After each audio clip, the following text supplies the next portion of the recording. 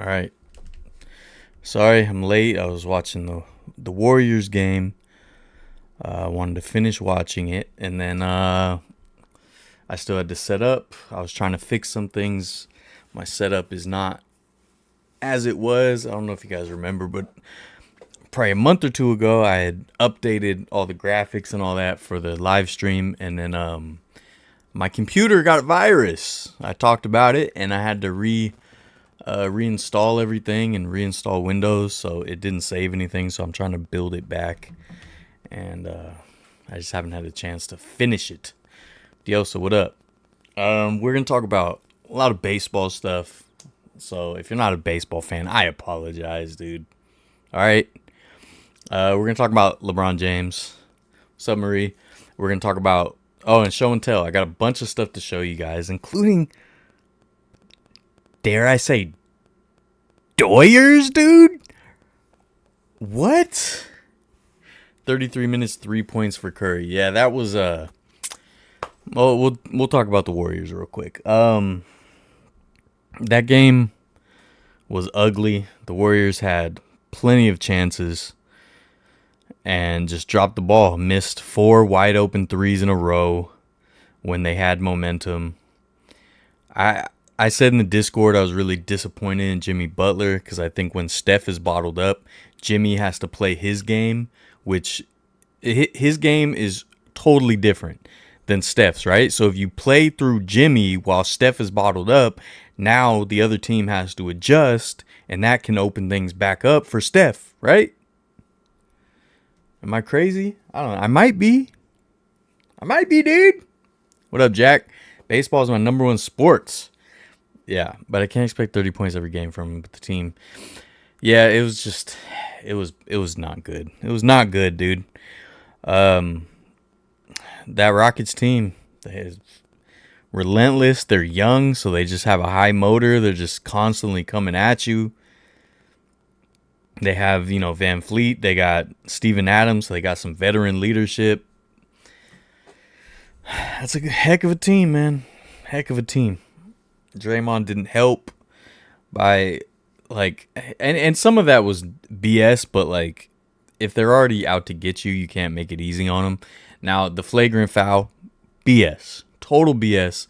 It was not a flagrant foul. If anything, it wasn't even an offensive foul. It should have been a foul on Sengun, and it wasn't. And they called it a flagrant, and that was just insanity. And even the one before that, where they called I think it was a technical on Draymond because they were yapping.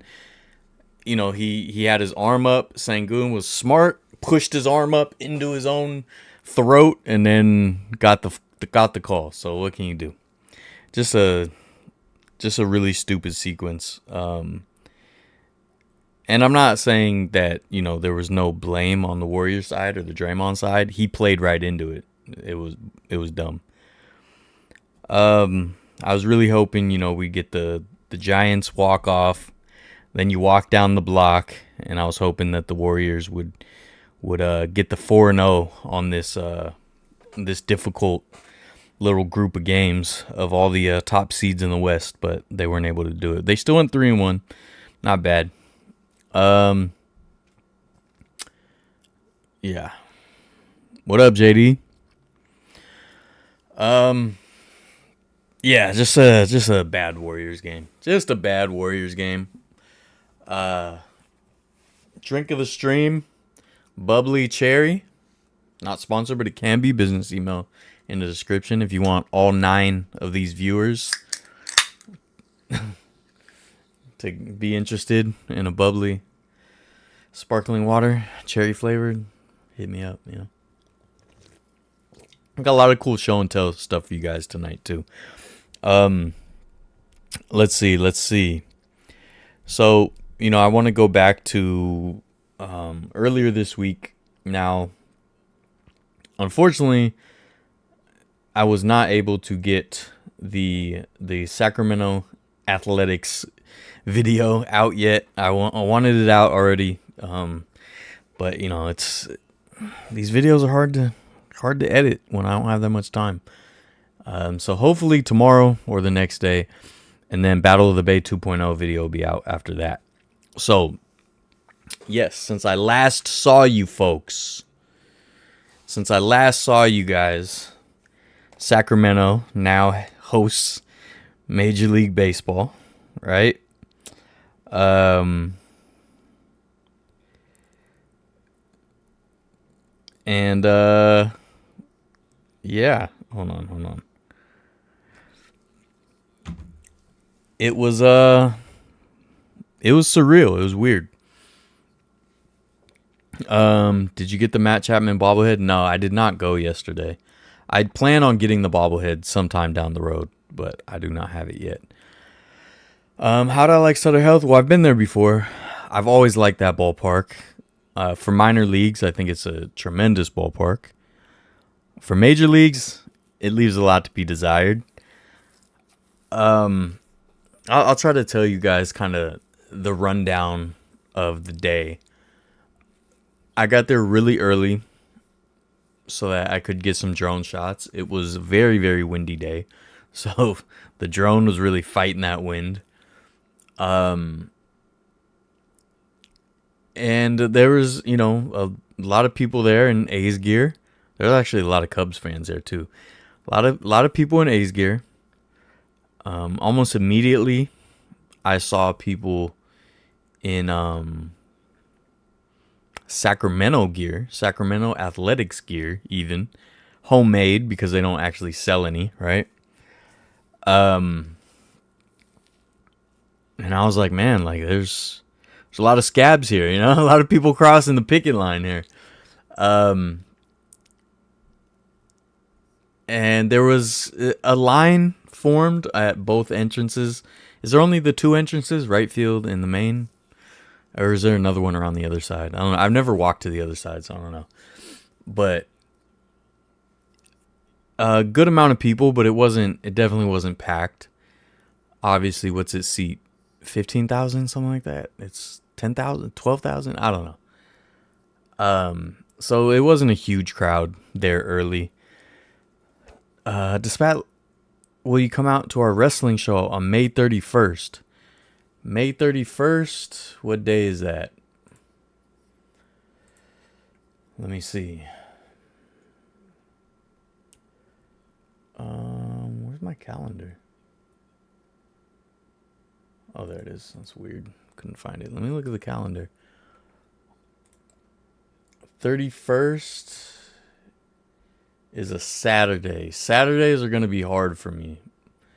Saturdays, unfortunately, are very difficult for me for the next few months. But there's a chance. I would love to go to a wrestling show. But yeah, unfortunately, Saturdays are going to be difficult for at least a couple months, probably. Despite last week talking about how you're kind of tired from source videos, you still cook 2 videos in 1 week. He still hasn't dropped it out of the wrist. That's right, man. Both videos are, I think, totally different tones, but they'll be fun.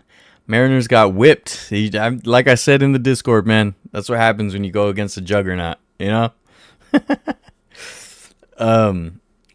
So yeah, there's a good amount of people there. I did see some people I knew, some A's fans that I knew that were there, geared up. I talked to them. I'm not gonna say who it is, just in case. But they're good people. And one of them, their father was there, and I asked him, and before the game in the parking lot, I just said, "What are your guys' plans as fans? Going forward? What is your plan?" And the father said that it's just entertainment for him, so he's not really. It doesn't really matter to him. And the other one said, as long in Sacramento, they'll probably go to some games, but they definitely said they didn't feel as connected. And I said when they said it's just entertainment, I said, look, I get that. I totally understand that perspective. I was like, for me though, it's way more than just entertainment. It's like sports is like saved my life. Like in some of my darkest times of my life, sports was an outlet. Like there's some really tough moments for me in those World Series years, and the Giants playoff run helped me get out of that. Like, no lie.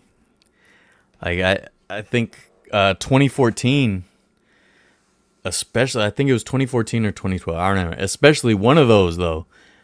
I was just in a really bad place in life, and that World Series run, the whole playoff run and everything, like, it kind of brought me back, brought me out. And as I've talked about on all my videos and whatnot, like, everything that sports does for communities and for families. And I mean, when you talk about the outreach programs, you talk about the community programs, you talk about the little league programs, you talk about all that.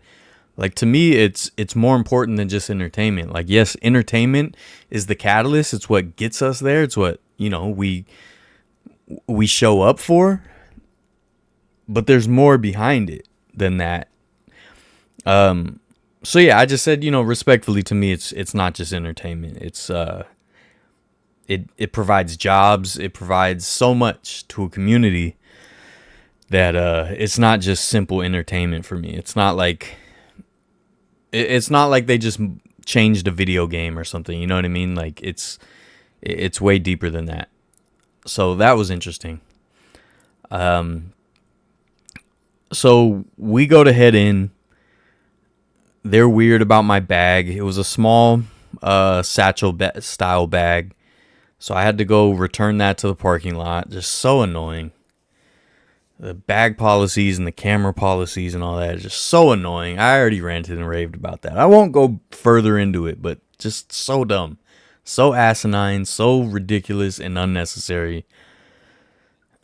But whatever. Now in line, you guys will see some of this in the video, but it was a really weird vibe. Like, I felt there was different segments of people, right? So like, there was some people who were just happy that baseball was there, right? It was like, they're from Sacramento or whatever, so they're excited that there's Major League Baseball in town or whatever. There's like that small segment of people. And I feel like the biggest segment of people, and this is totally just on vibes. I have no data to back this up. I don't know what's going on, right? But a lot of people who were trying to force it, trying to be happy and have fun and be excited and passionate, but it just felt so forced. And there's some people were just totally on board, excited. But some people, I'm telling you, I can read people, man. Some people, they were forcing it, man. They were like, I want this to work so much, and I don't want people to call us out because of all the drama. And I don't know if it was like insecurity or defense mechanism, but so much of it felt very, very forced. Where's Gamer Athletics? I don't know. BRS SLW show? Gamers MIA, that's right. Be interesting going to a major league game in a minor league park. Yeah, I want to try to get to a Rays game. Diosa, you'll have to wait and see. I feel like if I was in Sacramento, I wouldn't have gotten attached because this is a fly-by-night operation, what the A's are doing. So that was kind of my whole thing, was like, even the people who were excited, it's like, but they're just using you. They're just crashing on your couch, and then they're going to leave without helping to pay the rent. They're not going to buy groceries. They're not going to pay for any repairs or help paint the bathroom. They're not going to mow the lawn. They're not doing any of that. They're just coming to use you for 3 years, and then they're trying to bounce. So to me, I'm kind of like, why are you so excited? But again, to me, there's a bigger picture, I guess, than just like, oh, cool, they're playing Major League Baseball here. But it was a weird vibe, for sure, a weird vibe. At one point, when we were in line, there was this lady, and this kind of makes me cringe because I felt so bad for her. But she was walking down the line of people before the gates opened, before security opened, and she was telling people the rules or whatnot, make sure you blah, blah, blah, make sure you did. And she's like, and we're excited to have you and go A's. And there was just like no response. It was just crickets. And that's kind of how it was, where it's like, there's no real passion here. That's how it felt. And then I was going to save this for show and tell, but since I'm telling the story, I'll just show some of the stuff I brought. Gamer Athletics is too big for the Dylan streams. That's true. That is true. Shot Simple, what up? So after security, so they had security before the tiny little plaza. So when you go through security, and then you go through the gate, right? With a little plaza in between. So in the plaza, they were giving out rally towels for Ricky. So I was lucky enough to get a few of them because the guy was just like, they had so many. They had way more than they needed. So they just gave me like a handful of them. So obviously this is one of the main things that I would want to get from there. The least they could do for Ricky, right? Although I still do think it's a shame that we lost Ricky and they're not playing in Oakland. But I got some of those. Maybe I'll do a giveaway for one or something. So they gave this away. And then we went in. Where is it? Dang, oh, where's the hat? All right, hold on. Emergency. Hold on, I got to find this hat to show you guys.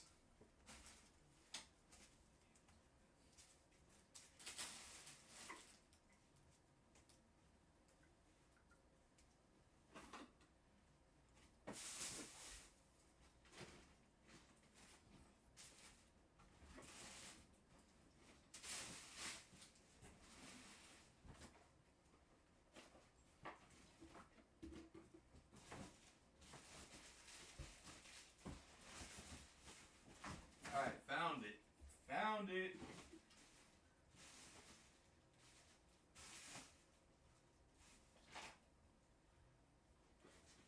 It has been found, folks.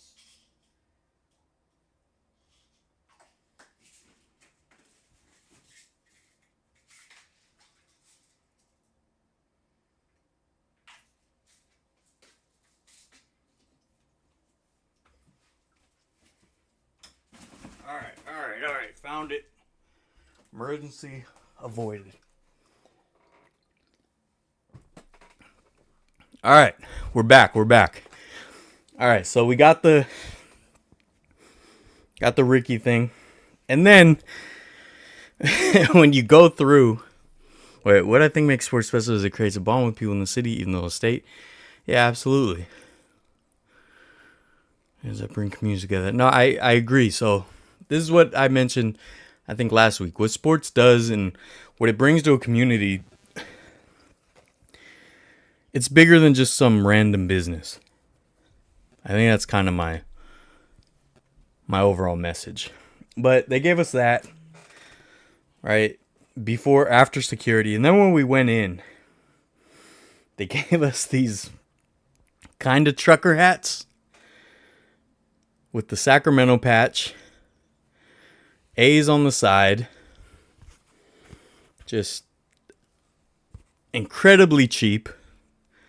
I mean, if you wear this too much, it'll rip.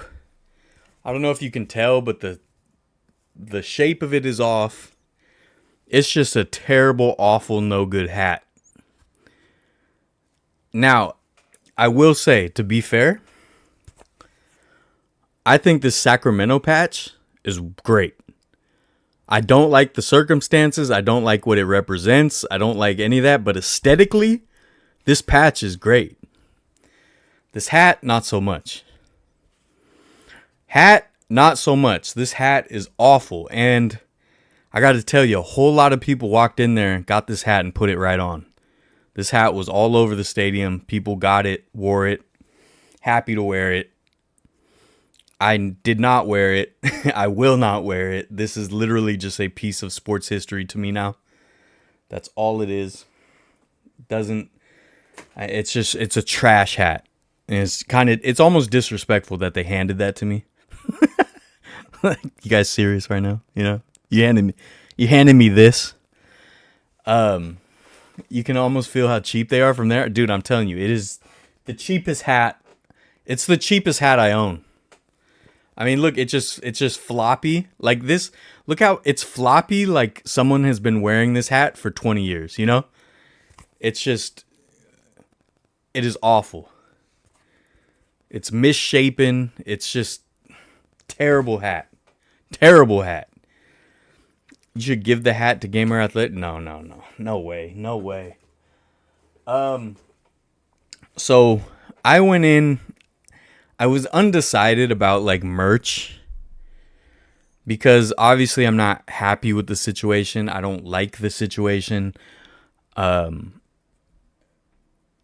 it's like, you know, and I think it is a lot of times it's important to kind of vote with your wallet. But the the other side of me, the hoarder side of me, the sports historian side of me won out. Okay. And my convictions went out the window. So I ended up going right into the store. They only had one team store. To see what they had. And I was in there pretty quick. I mean, I was there early. I was there when the gates opened. And they were still selling out of stuff as I was in there. Now, I did get, just to have it, to put, you know, with my collection, because I have a collection of stuff, I did get one of the patches. Again, I really like this patch. I just hate the circumstances behind it. And this is what I told, shout out Brian from Last Dive Bar. We hung out for his birthday with a bunch of people the other night. Or was it last night? I don't know. Yeah, last night. And I told him, like, how cool would it have been? How cool would it have been if the A's played in Sacramento for 3 seasons because they were building up Howard Terminal for a new ballpark in Oakland? And then they could have worn these and they could have shown love to Sacramento and grew the fan base throughout all of Northern California. And then this would have been awesome. This would have been a cool keepsake. Like, remember when they went out to Sacramento for a while because they were building Howard Terminal? So to me, this kind of represents like what could have been for that franchise. And it also represents, you know, the rich people playing games. But aesthetically, I love the patch. I really do. And again, I shouldn't have bought it, right? With my stance on everything, I shouldn't have bought it, but you know. And then I shouldn't have bought any of this. I got an opening day ball.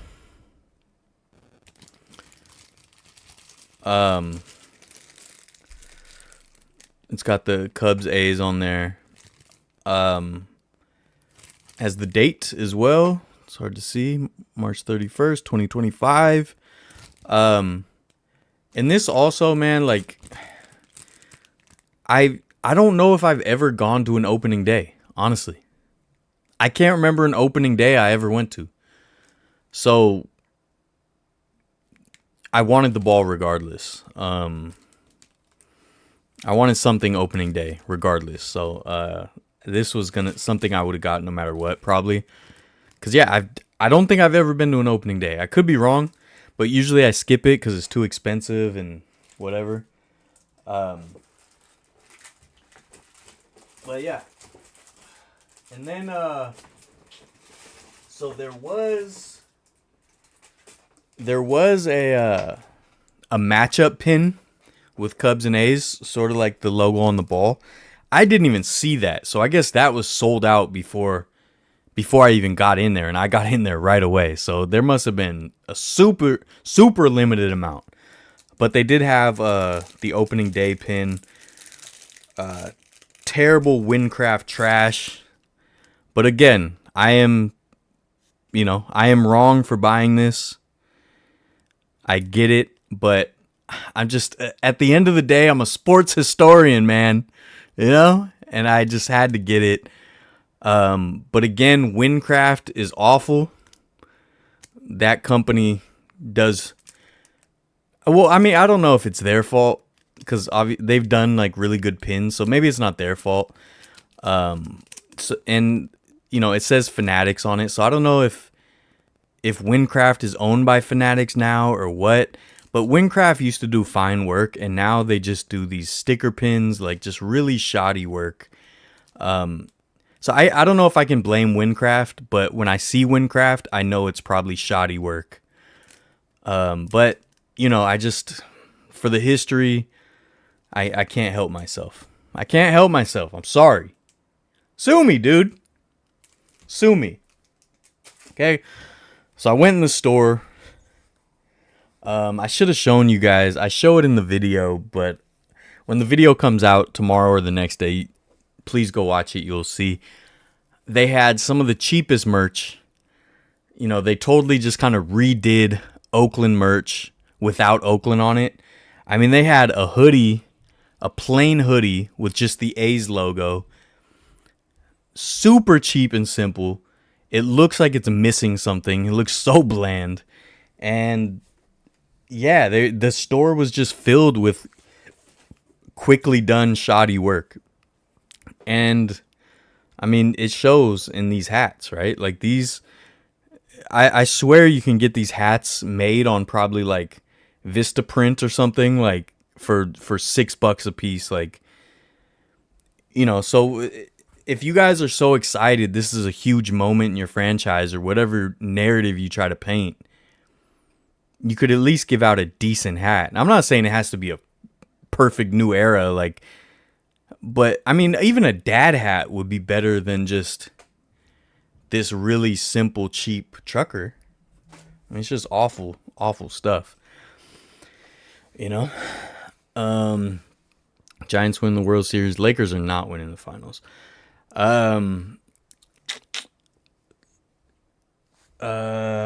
Gives off green MAGA hat vibes. Rather get a hat from vendors outside the stadium. No, liquor store hats are better than this one. How much were the tickets? They were going for 400 in Tampa. No, it wasn't that much. I got a ticket for $90, I think, and I was right behind home plate, so it wasn't that bad. A lot of tickets were super expensive. I waited till the day before, and I found a single ticket because I was going by myself. So a lot of times, if you see a single ticket, you can get them for a little cheaper because people, it's hard to find a single person. Usually, tickets sell in pairs at least. So sometimes you can find single tickets for pretty cheap. So I was sitting right behind home plate for $90. So it wasn't as bad as it could be. Oh, Fisher found a box of 5,000 hats that are stashed in the back of the Coliseum. Yeah, that hat should never replace the elephant. Yeah, absolutely. No, I hate the circumstances behind the patch. I just say aesthetically, I think it's a beautiful patch. How are we feeling atop the NL West? Feel good, dude. We feel real good. Right, guy, I'm going to talk about that in a little bit. Opening day is such an incredible experience. I was blessed in my 20s to go to 10 years in a row to Baltimore. How fun. I heard that Cincinnati goes all out for opening day. Yeah, Cincinnati, I don't know if they have like a on-paper deal, but they have a deal with the MLB to have the first opening day or whatever it is. So for 30, 40 years now, maybe longer, they've opening day has been a huge thing in Cincinnati. Got my Chappie bobblehead. Awesome. Dude, awesome game. Miss when pins had detail. That's what I'm saying, man. These pins are trash. Windcraft does. I mean, do I have the pins here? I know you guys have seen them probably, and I've probably shown you, but the pins from last year were garbage. Like the last Battle of the Bay, the final game. I usually have the pins right here, but I don't see them now. I don't know where I put them. They're all just trash, dude. Like the cheapest, quickest pins, and it's like, how do you not have something better than that ready to go? Yeah, I don't know where those pins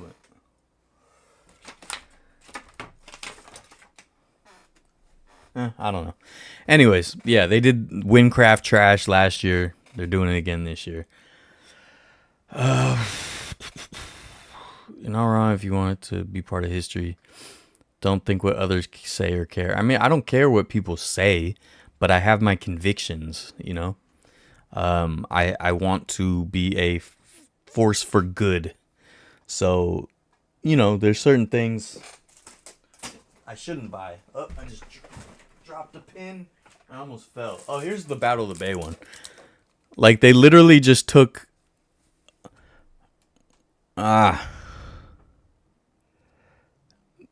just made a really awful graphic. Alright, I can't get it right. A really simple clip art graphic. And just did a sticker pin for the final Battle of the Bay. I mean, just not even trying. You know? Not even trying.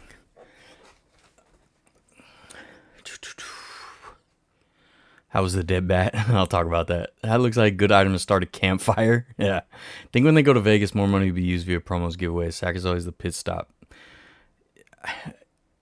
Yeah, I mean, I still don't know if they'll get to Vegas, I'll be honest. Cheap Alley, cheap, she sells at Old Navy Gap. Yeah, exactly. Camden Yards sounds like an amazing place to watch a game. Dude, I can't wait to get there. Cincinnati has a parade. All city schools are closed, and it's encouraged to take your child to opening day. And up till like 2002, Cincinnati was the first game, but a lot of that got changed. I know they went.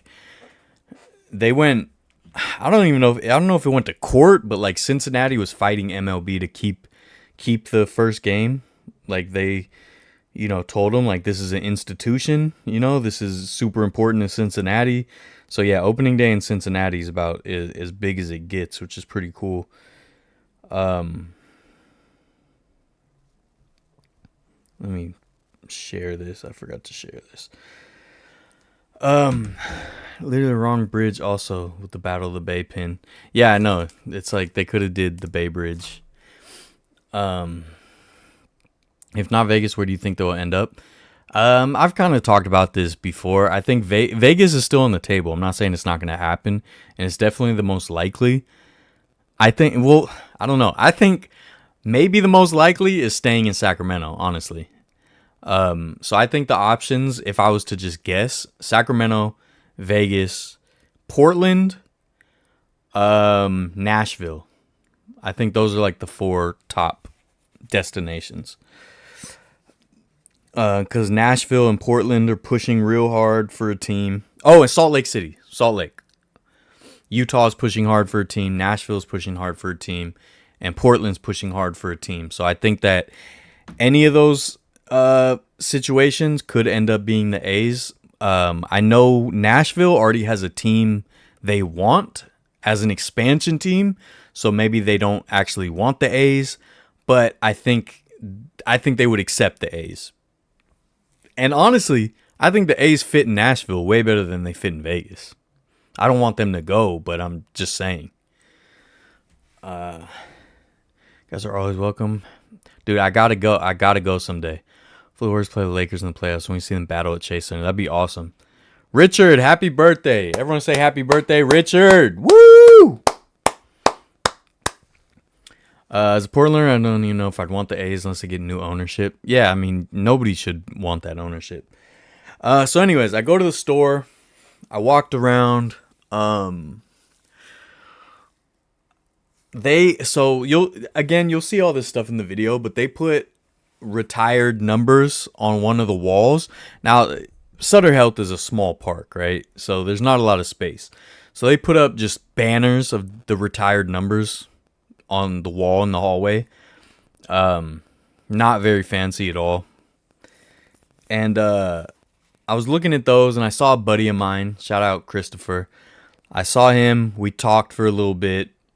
And then we said, see you around. I went my separate way down towards basically the end. So where left field ends, there's, they fixed it up a little bit. It's different than it used to be, but there's like a little patio section with tables and whatnot. And he went the other way, right? And they had this weird stage thing. So they had these 2 new announcers. And they brought out Stomper and they start dancing. So I'm like filming that. And then Chris comes running up to me. And he's like, dude, John Fisher just walked by. And he's like, I was trying to find you. Like, I was looking for you. But he like a rat, he scurried through and disappeared into the VIP area. Which is right near the press box. If you guys saw the press box with the... I'll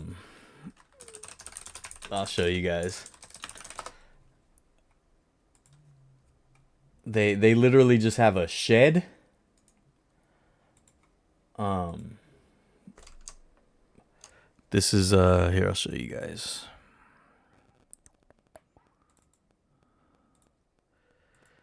So this is the media room for the Sacramento A's.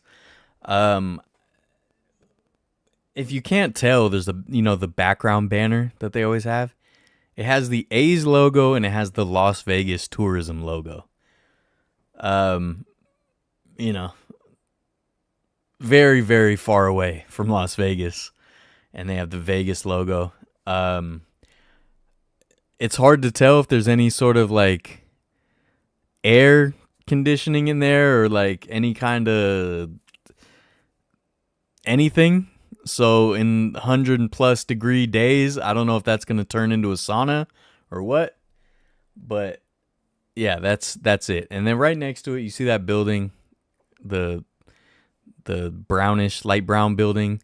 That's like, I think that's a new building. I don't think that was there last time I went. That's kind of like a VIP area. And that door right there is the door that John Fisher went into.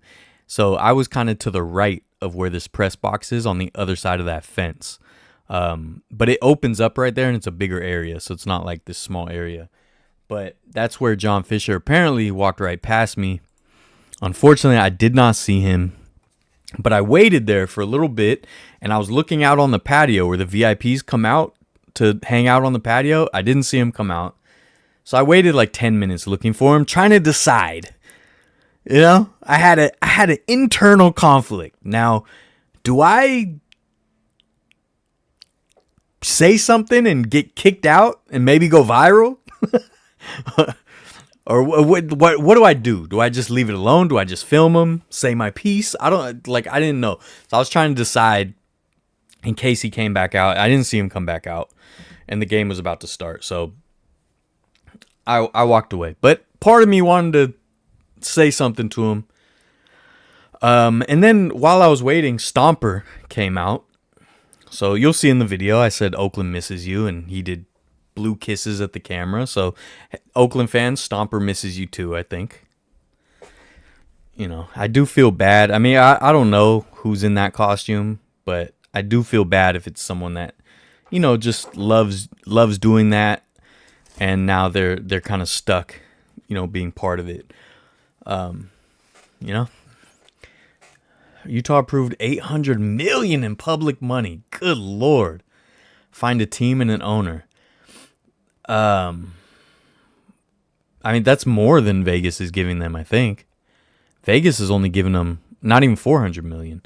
So, I mean, I could definitely see them ending up in Salt Lake. I just don't think the A's want to go to Salt Lake because it's not as sexy as Vegas. I think they see the dollar signs when they see Vegas. But I don't know. A's in Nashville feels weird because the A's don't seem like a Southern team. Well, they were in Kansas City. You know, they were in Kansas City for 12 years. I think Nashville should have an expansion team.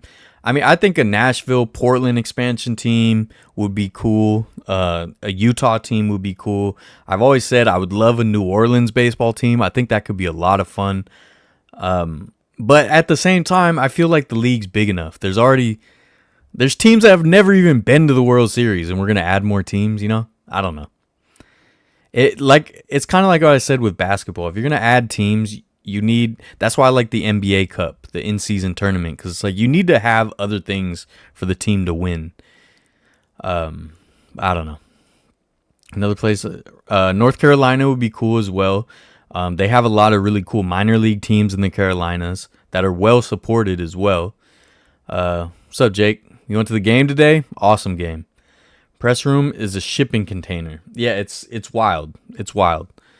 Feel so bad for the media because in the summer, yeah, no, it's gonna be crazy in there. Would love to see MLB where I grew up in Utah. Yeah, you don't want Fisher. Utah baseball would be super cool, but no baseball with John Fisher is cool. If I saw John Fisher, I'm giving them the bird. Person in the costume is probably a low-level staffer. Yeah, and honestly, look, the mascots, they're very passionate about what they do. They really are. And so I feel bad if it's the same Stomper. I don't know if it is. I feel bad if they're stuck with that, but you know, I have no ill will towards Stomper at all.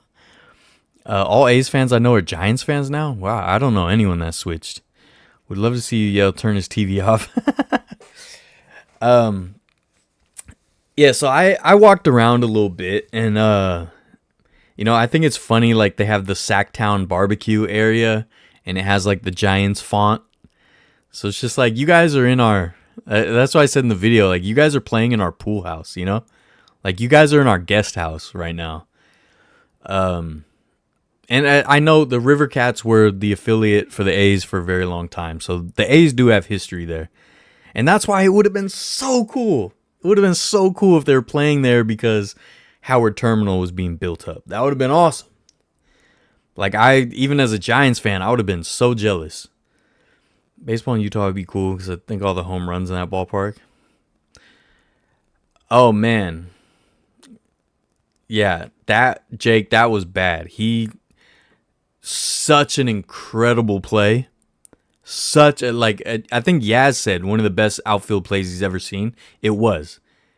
Astonishing play, and to hurt himself on that play sucked. But,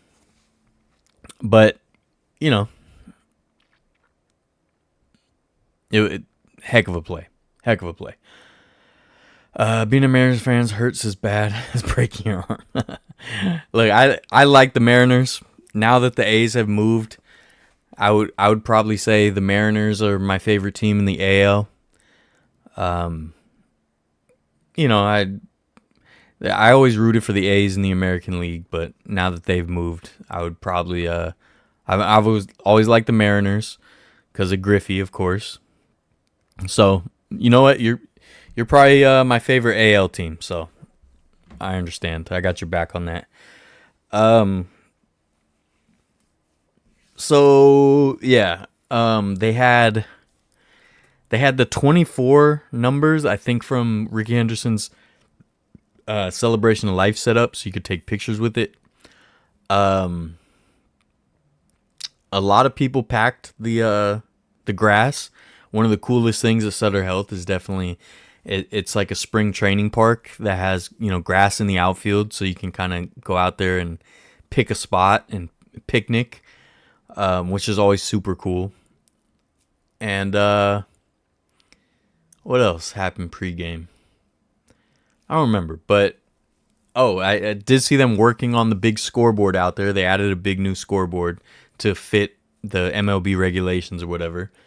And then the intros started, and man, they were the lowest energy intros I've ever seen. I mean, Mason Miller came out, and it was some golf claps, and that was about it. I mean, that's your all-star, Like, that was weird. Now, Lawrence Butler, Severino, a couple of them got a reaction, but not an opening day reaction in a new ballpark. I'll tell you that much. It was tepid.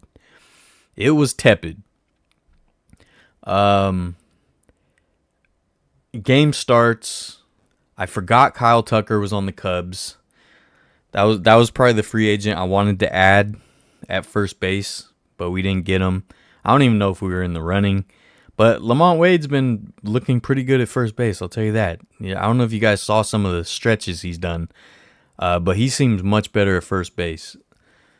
He's not the worst first baseman. It's just like when you go from someone like Brandon Belt for a decade.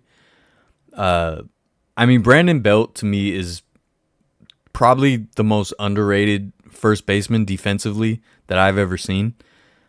To play as long as he did, as consistently as he did, even through the injuries, and to be as good as he was at first base, just an unsung hero. I feel like he made it look too easy, and that's why he didn't rack up all the Gold Gloves. And plus, it was tough with Goldschmidt and people like that. I think Goldschmidt was. Someone correct me if I'm wrong, but I want to say Goldschmidt was eating up all the Gold Gloves in his time. But Brandon Belt, so good and reliable at first base, so those are tough shoes to fill. And we kind of went through a platoon, and now Lamont has been kind of doing it a lot. Wilmer does it. So I thought maybe adding Kyle Tucker would have been a good thing. But anyways, he was on the Cubs.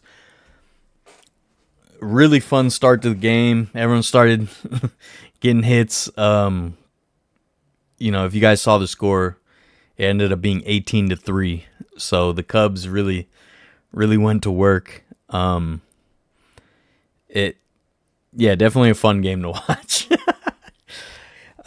So yeah, at one point, there's a bat flying around, not a baseball bat, but like the animal that the superhero is named after. There's a bat flying around right behind home plate, and it like lands on the net. I don't know if it hit the net. I don't know if it just tried to land on the net. I don't know what happened, but it lands on the net. And I start filming it. So I'm like, oh, cool, a bat. So I want to get a clip of the bat flying around. The bat never moves again. The bat never moved. So me, dang it. Who's like, oh man. If you watch this, man, the guy sitting next to me, I forgot your name. I think I shout you out in the video, so that's cool. The guy sitting next to me was really cool. We were chatting the whole game.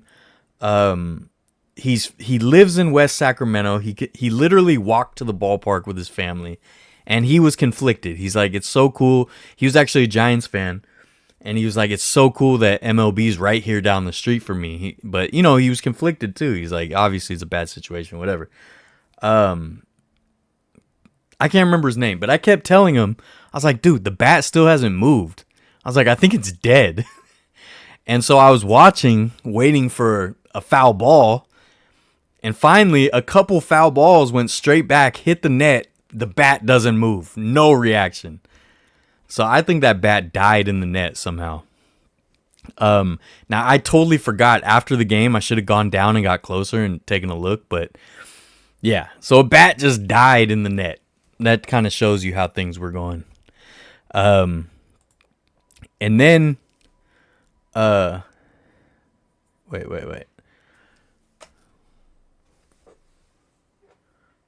Why'd the light just change?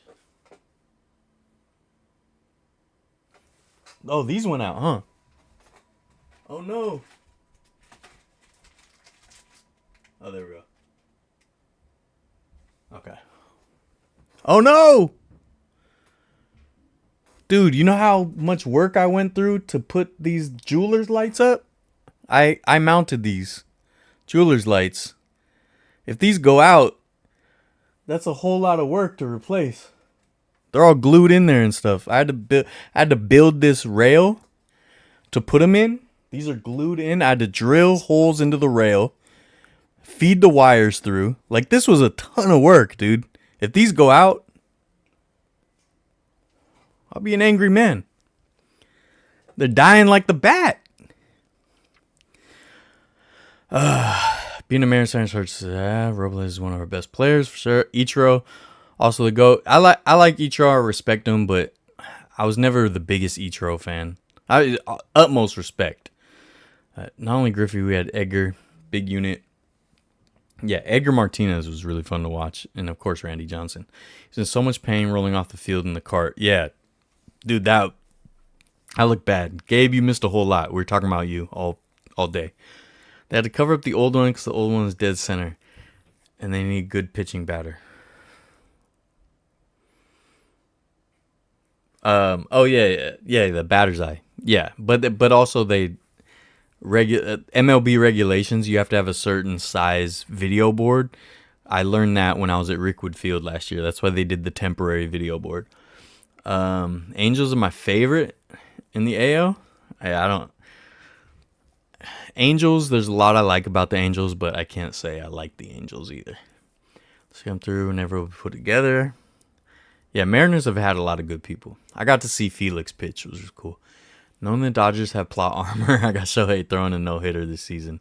I know, right? Like, they'll give it to him. Giants got the best stadium in the MLB. Niners can learn a couple things, for sure. Why was there a bat there? They're probably looking for you. He's not going to let bats give me the heebie-jeebies. I don't understand why Austin decided to make the bat bridge. I didn't get to see that when I was in Austin, but I definitely want to. Wade is surprisingly good with the leather so far. That's what I'm saying. I feel like he's getting better and better. So I think, if he stays like that, we'll be good.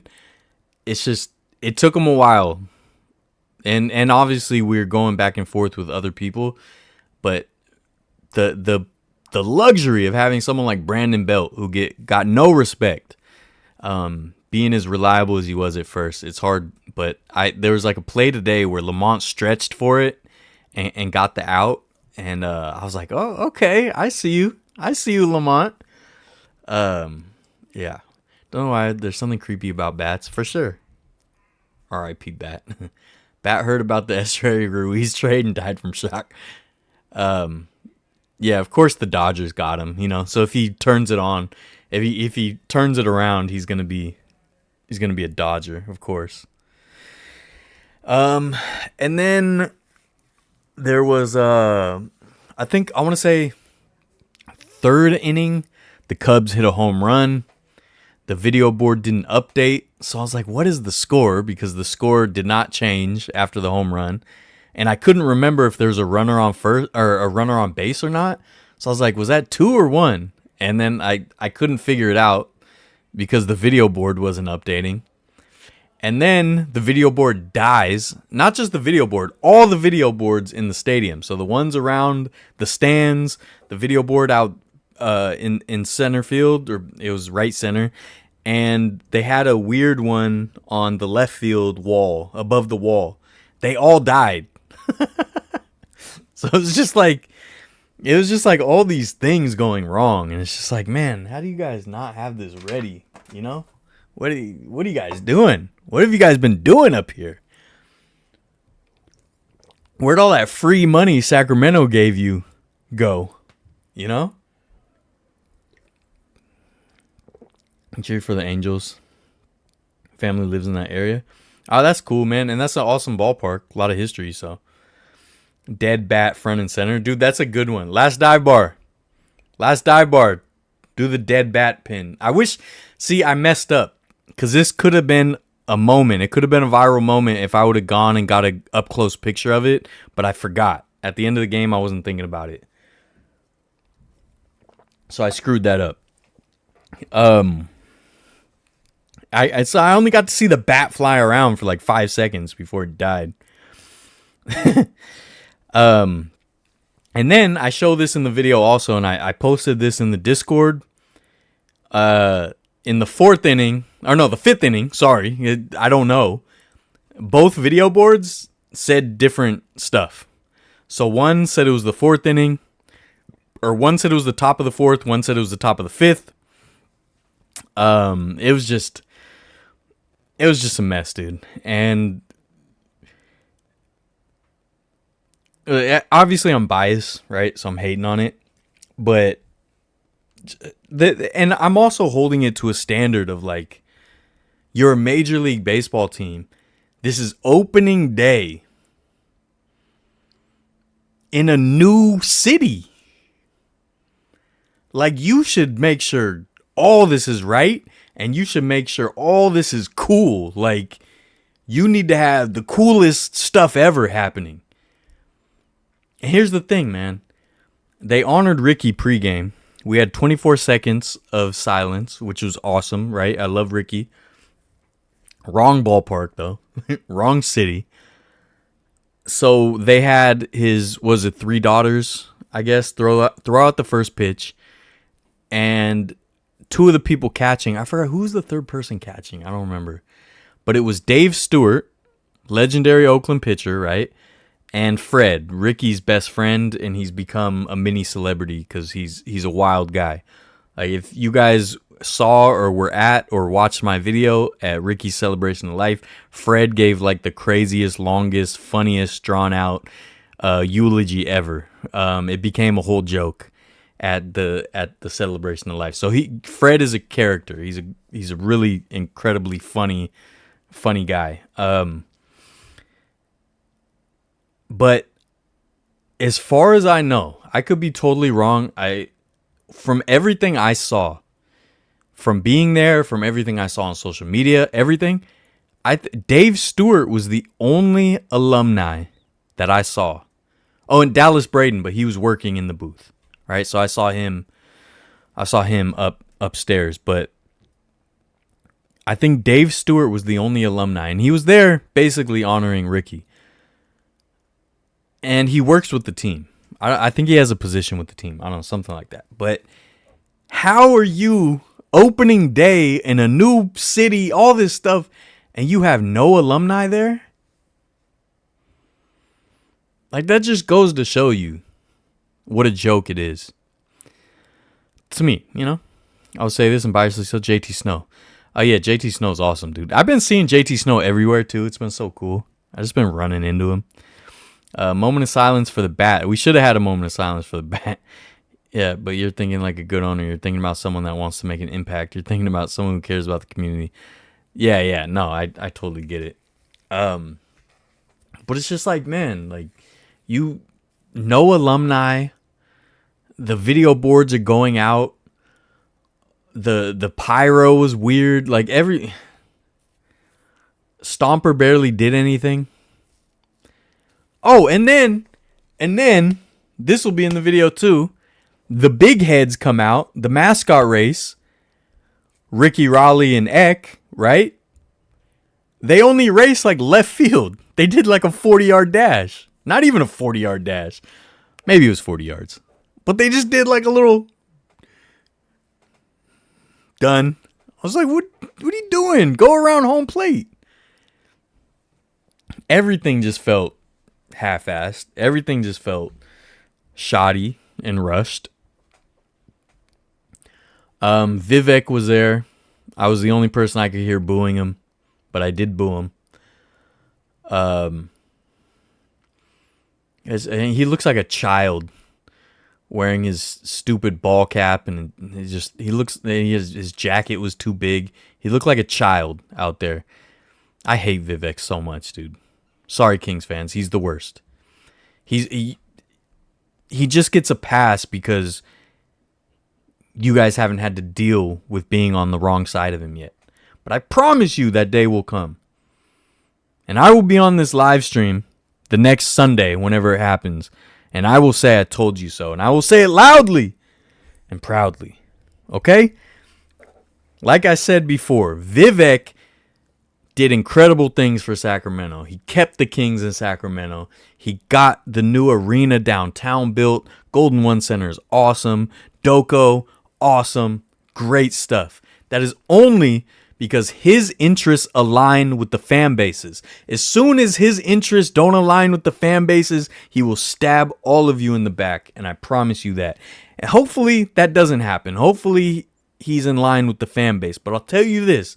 As someone who is supposedly a small market hero because he kept the Kings there and he built the arena, he was very, very quick to stab the Oakland fans in the back and open his doors to John Fisher and the A's. So if he was this guy who means well, why did he screw over an entire fan base for his own desires of wanting an MLB team in Sacramento? And obviously, it's very obvious. Sacramento offered all this stuff to the A's. They're giving him all this free money. And Vivek wants one of two things. He wants either John Fisher to end up selling the A's to Vivek and an investment group or something like that so that they can keep them in Sacramento. And I'm sure deep down Vivek's hoping the Las Vegas deal falls through, so that Fisher is looking for a way out. And Vivek will be like, hey, I got you. Either that, or he wants this experiment with the A's in Sacramento for 3 years. He wants it to go really well as kind of a proof of concept to try to get an expansion team or another team to move there. He's trying to show proof that, look, Sacramento is a major league town. Those are the two things he wants. And he was very, very quick to screw over an entire fan base to try to make those things happen. So Kings fans, just because he's on your side now doesn't mean he always will be. Okay? And that is my warning to you. He wouldn't be who he is. He wouldn't be the billionaire he is if he was a good person. Okay, look into his history with the business he built and sold. And there's plenty of people that helped him build that company that aren't basketball team owners right now. Whole thing surrounding Sack is karma for what they did to the Bay in Oakland. I mean, yeah. The other Vivek looks like a child also, yeah. Do you know the other Bay vloggers? High Area Sports, Ricky Blog, Cam Spam. I've met Cam before, yes. I don't know them well though. The other guys I don't know. I've seen their stuff though. I've seen people post it, but I don't know them. The Dodgers have been so disappointing lately. We've lost 2 games. It's over. We need to build. Rebuild. Keep it going. Woo! What's up, Mark? Like to see what the Giants so far? You have your doubts about Fitzgerald at second. Oh, Doval closing, of course. Like today was terrible. I like Doval so much, so I want him to succeed like we all do. But it's one of those things where even teams and people that know everything and have all the analytics and all the experience and they've been in the sport for their whole life, they still fall into the same traps. And with pitchers, it's heat. If you throw heat, they'll give you a chance. And it's just like, you can't just throw heat. You can't just throw heat, dude. That's my favorite pitcher of all time is probably non-Giants is Greg Maddux. And he did not throw heat. He threw 80 miles an hour. But he was incredible. And then, so some pitchers, they throw heat and they keep getting chances. And I just want Doval to just go back to the drawing board. Fitzgerald is second. I'm willing to give him more time, though. Remember, Buffalo was big with the Blue Jays, played there for 2 years. Lots of Bills fans. Yeah, that's super cool. They're right across, yeah. Wasn't King's owner part owner of the Warriors at one point? Yes, he was. He does not care about the Kings. He just wants to be the king of Sacramento. Remember the previous Dodgers owner? He was comically incompetent. Yeah, he was awesome.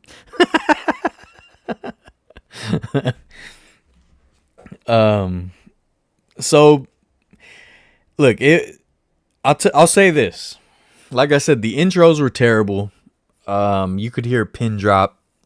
Literally, they were announcing players' names, and I was just hearing people chatting, But I will say, a few innings in, after a lot of offense, the A's scored some runs and stuff. The crowd got into it.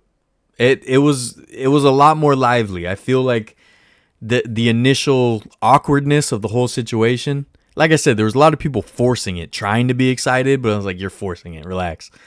But I think the initial awkwardness for a lot of people did kind of burn off, and some people were really into it, especially the kids. There was a lot of kids there, which is always cool to see. But then, it was like a bell curve. It went up and then it went down as the A's were getting destroyed. And the A's fans that I talked about previously, they were like, yeah, this is different. They're like, it's not the same anymore. And they didn't allow so many things that they used to allow. Banners, no drums, no noisemakers, like all the things that made the Oakland Coliseum the unique, fun experience it was, they didn't allow. And it's just funny when these places go super corporate like that, and it's like, you're just a minor league park, dude, relax. But I love that ballpark. It's stupid that the A's are there. That's kind of my whole thing. And yeah, you guys will see, in my video, kind of all this stuff I talked about. There's a lot of cool people there. I met a lot of cool people, talked to a lot of cool people.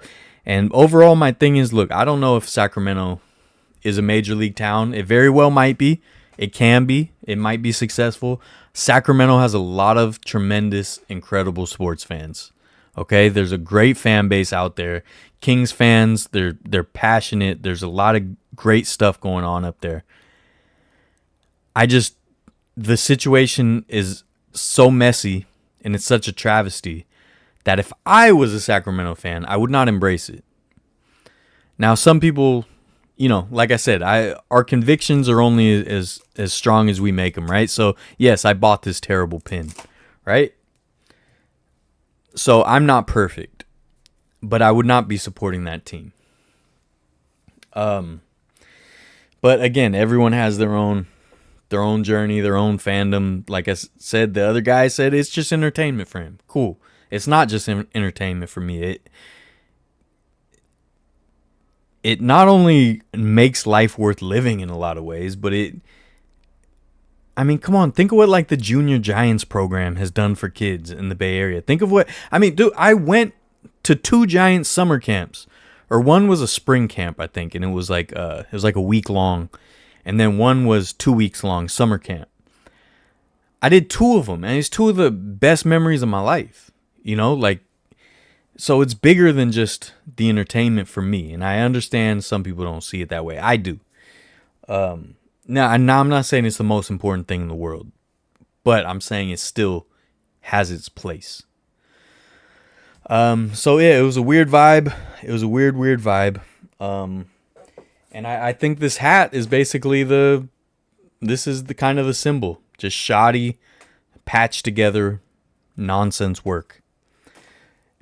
And that's kind of it, you know. I still had a good time, but you see it seems like the attendance is already dwindling. I want the experiment to fail, not because I have anything against... Oh, no, it went out again.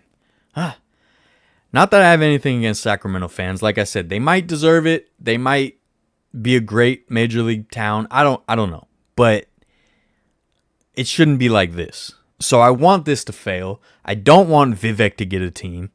I want John Fisher to have to sell. I wouldn't mind if Fisher sold to someone in Sacramento other than Vivek and they kept the team in Sacramento. I think that would at least ease the pain a little bit for Northern California fans if they're not going to come back to Oakland. But obviously that would be the coolest thing. Ryan Walker's lights out, though. Yeah, no, Ryan Walker's the truth. Why he leave the Warriors? Because he just wanted to own a team. He doesn't care about any of the teams. You can make a community out of baseball town. They have to be a baseball town to have that yearning for baseball. A community doesn't have that zest for professional baseball. Maybe they did in the 80s when they tried to build a stadium. This is just a basketball town. Well, I kind of disagree. Sacramento River Cats they do a great job out there. There's a lot of people go to those minor league games. And you got to consider the whole valley too. I think there's a good chance that the valley, Northern California up there, I think there's a good chance that they could be a major league town. They support a lot of baseball in that area. It's just it shouldn't happen like this, and it shouldn't be for John Fisher. But I don't know. Obviously, Kings run things up there, but that's because they exist there. So I don't know. Drums were an awesome addition to the Coliseum for sure, man. Sac State got a lot of investing in NIL money and are trying to build up. No, I saw that. Sac State is making a lot of moves. What sucks about the atmosphere in the MLB games, how quiet they are. Japan have noisemakers. Yeah, I mean, I don't know how I like MLB atmosphere to be kind of quiet in the regular season, and I like how it ramps up into the postseason. It gets louder. I think that's kind of cool. So I don't know. How you become a Giants fan? I was born on the peninsula south of San Francisco, so it was assigned to me. I didn't have a choice. Dodgers bobblehead? Yeah, Diosa, I'll get to it. I'll be honest, I don't know how well Portland would do as an MLB town. I think they could be good. Obviously, you need to field a good team, though. I know Utah put in a bid for the A's. That's what I'm saying. Utah, it might. I'm telling you. The A's might end up there. What did Gabe just send me? Oh my goodness, breaking news. Vladimir Guerrero Jr. in agreement with Blue Jays on a 14-year, $500 million extension. 14 years. Is that the longest contract ever? Other than like Bobby Bonilla, you know? That's not a real contract. It was just deferred. Oh my God. 14 years is crazy. $500 million. Is he worth that even? I mean, that's a long time. So that per year, obviously, that cuts it in. But he's not going to play another 14 years. There's no way. There's no way he's playing another 14 years. What is his fourth, fifth season? At least. He's not going to play 20 years with his body. And he's going to DH for the last 10 of that, I guess. Or is he already DHing? I don't even know. I haven't watched Blue Jays in forever. Wow. And the Blue Jays are in the gutter right now, aren't they? I don't know. Whatever. Having passed the event center as a board member. Right. Going to Curry bobblehead night. I want to. Reason why, I don't know how an MLB's doing with it. Portland is a young city. Unfortunately, baseball isn't as popular. Yeah, but Portland has its hipsters who like old school traditional stuff. So it would be important. We talked about this at Brian from the Last Dive Bar's birthday, actually, how so many of these teams drop the ball on marketing and promoting. You could make a super cool hip team in Portland. You need old school look. You need traditional look. You need to tie it into the Northwest. Make it down home. Don't make it glitzy or flashy. Make it traditional. Make it old school. And those Portland hipsters, dude, with their with their flooded chinos, dude, or their flooded workwear, right? Their workwear pants rolled up with the Nike Blazers, dude. Okay, and a Carhartt jacket and an orange beanie. All right, they would eat it up. Dude be 40 at the end of the contract. Yeah, he's not playing for 14 years. I guarantee he's not playing for 14 more years. Gonna be great baseball, and they have corporate money. And if they got, Nike on board too. Yeah, Portland Beavers, great story. Loves the Blazers and Timbers. Otani's a DH. I mean, for now, he's trying to get back, though. Portland has a full mock-up design. Yeah, I should have showed that. I don't have that ready, but they do have a really cool stadium design. Portland Lumberjacks, that would be an awesome name. That would be an awesome team. Yeah, so look, baseball has officially arrived in Sacramento. Major League Baseball, and the video will be out either tomorrow or the next day. If I can finish it tonight, I'm gonna try. And then on Wednesday, I've been on here an hour and 12 minutes already, and I haven't even finished the first topic. Wednesday was the Battle of the Bay 2.0, Oakland Ballers and the San Jose Giants. Now this might just be people are just like, oh, it's exhibition game, whatever. That was a milestone, man. Like, that was a milestone, and this is why it's important to me. It was a milestone. It was important for independent baseball. It was a milestone for community-driven, crowd-funded baseball. Big moment. And even though, it's not like it was a sold-out stadium of 50,000 people and it was, broadcast nationwide or anything like that. It was just an exhibition game between two small teams. But I'm telling you guys, that was a moment, an important moment, and I'm going to continue to support these crowd-funded teams and these community teams. Like I told you guys last week, I invested in a soccer team in Northern Ireland. I'm going to support them all because I think it's a better model. It's a better way to do it. So from what I gathered talking to people, shout out the Ballers too, because I was able to get into the ballpark, historic San Jose Municipal Stadium, now called Excite Ballpark. I was able to get in a little early, wander around the stadium before the crowds were in there, and I hadn't been in there in probably 15 years at least. It had been a very long time since I've been in there, so getting to wander in, before the crowds, it was just really fun. I made friends with this San Jose Gigante, the mascot. Scrappy, the rally possum, was there. And Guy Slawinski did the artwork, just like he did it for the Unite the Bay. He redid the poster. And, You know what? I have the poster somewhere. Hold on. Emergency broadcast, folks. Emergency. We got to find the poster so I can show you. Bromp, bromp, bromp. Hold on. Where did I put it? Oh, no.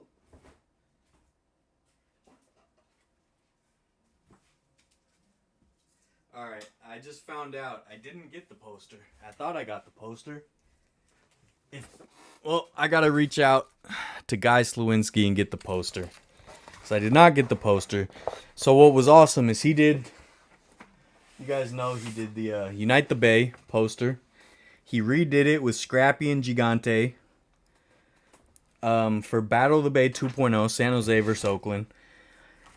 And what was really cool is the San Jose Giants allowed Guy Slewinski to set up a table right inside. They gave away the poster, so people were able to come in, get the poster, and get it signed by the artist right there. Really cool. Guy was interviewed. He was interviewed on the news, and they used some B-roll of me because I was with him. I showed him my pins and stuff. Guy also did this one. Ballers and Giants, the split hat, the very controversial split hats, right? And I didn't get the poster, but shout out Guy. Guy, you owe me a poster, dude. But yeah, it was awesome. It was so much fun. The Ballers actually, did pretty well. They're just an independent team, right? And the San Jose Giants are a single A team of a very big, very important, very successful franchise. But the fact that the Ballers were able to, keep it a pretty close game. It was 5-2 final score, or 5-3, 5-2 or 5-3. I don't remember. The fact that they were able to stay in the game. Tyler Lozano hit a long bomb. It was a big moment, man. It was a big moment, and it is important for all the things I stand for when it comes to community-driven stuff. And yeah, from what people told me that were in the know, people that were part of this and set it up, the San Jose Giants had a huge part in it.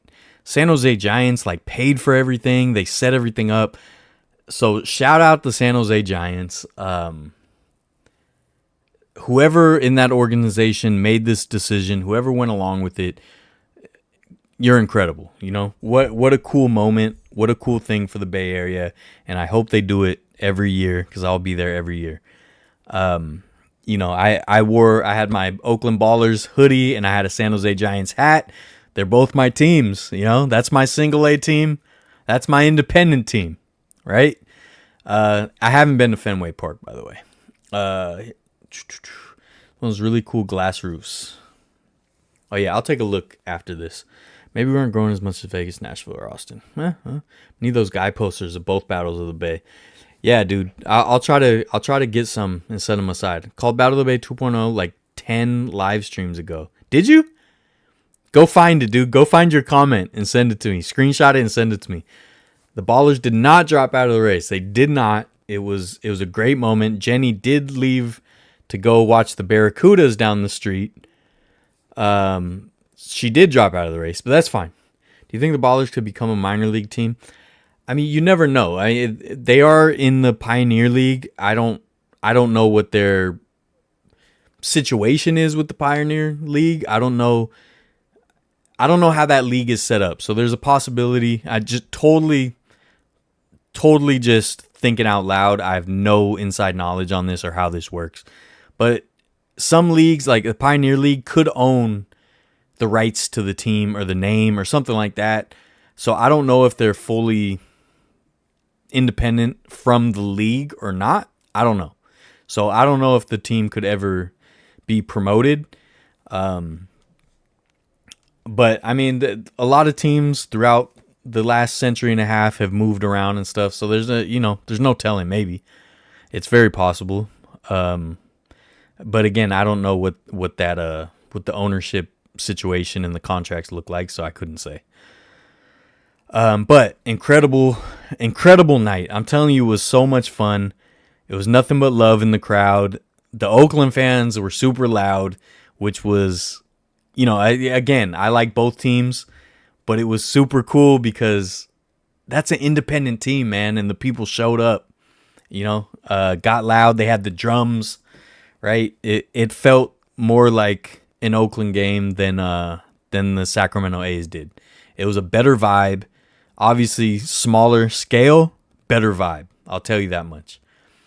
All right, Diosa, you got to rewatch it tomorrow so you can see the show and tell. Barracuda, plural, is still Barracuda. Is it? I didn't know that. Is it really? I don't like that. I don't like that at all. I'm going to say Barracudas. Major League Baseball now owns all minor league teams, and they have to be part of the minor league program. Bringing independence teams into the minor league system is virtually impossible. Yeah, they did drop out only because of potential playoff implications. The old days when you could just bring a team, and then a team that wanted to bring players through the system, which just has as many minor league affiliates as they wanted, it would be possible. Now Major League Baseball restricts how many minor league affiliates you're allowed to have. That's why independent minor league baseball is incredible, because it's really the only last real baseball. Yeah, I mean, there's still an opening. Like, if there's, just hypothetically, if there is expansion, let's say there's a couple expansion teams in a couple years, and they see some of the established independent teams, they could make a pitch to purchase them or whatever. So, I don't know. It's possible. Probably not likely, but possible. You should have went to the Giants game on Saturday. I should have, Isaac. You're right. You're right. Absolutely right. Fortunately, I was at work. But yeah, so Battle of the Bay 2.0, huge success. Shout out everyone that was there. Shout out the Oakland 68s. Shout out Last Dive Bar. Shout out Guy Slewinski. Gamer Athletics was there. Who else was there? Hatch 86 Films was there. Didn't get him in the video, unfortunately. I don't know how. I was like right next to him. That's my buddy, Josh Fields from Hatch 86 Films. He hasn't been on the channel in a long time, but we've done a lot of work together, and he's a buddy of mine. So that I'm kind of bummed I didn't see him. But yeah, it was awesome, man. It was awesome. And I'm telling you, Scrappy, man, he's a great mascot. Great freaking mascot, man. That ball, I don't think fits with modern minor league baseball. It depends how they do it. No MLB team has drafted, signed any of those players, so I see no way the Ballers can just be promoted. Maybe a team become an MLB team, but none of the players would go with them. Yeah, I think it would be a huge transition if there was like an expansion team that needed an established team or something like that. But I mean, some of the Ballers players have ended up signing contracts with major league systems, so they're not all bad, you know. And they're not bad. Like, that's what a lot of people don't understand. When you get to a certain level of sports, the difference is minuscule. Like Brian Scalabrine said, he's like, I'm a lot closer to LeBron than you are to me. So I don't know. Yeah, they were obviously, if they went to the minor league system or they got swallowed up somehow, it'd be huge changes, but I don't know. But it was awesome. It was a great night, and I look forward to more of it, and I look forward to the Ballers season. Oh, and also the Ballers stayed in the race, right? They stayed in the game. That was their first game playing together. They literally flew in either that morning or the night before. All the players, they have had no practices. They've had no scrimmages, no nothing. They flew in and played the game. And it was still, you know, a good game. They didn't get clobbered, right? So hats off to them. It was super cool, and just for independent teams and for, like I said, community-driven stuff, it was a huge moment. Incredible vibes. I love the Bay Area, and that's it. That's all. I love the Bay Area, dude.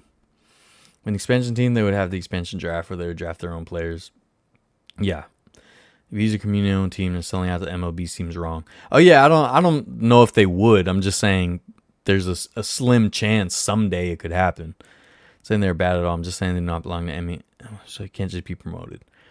Yeah. No, I agree with that. Why do I hate LeBron? Should I get into that now? If there's anything else I can think of about the opening day or Battle of the Bay 2.0, I'll add to it.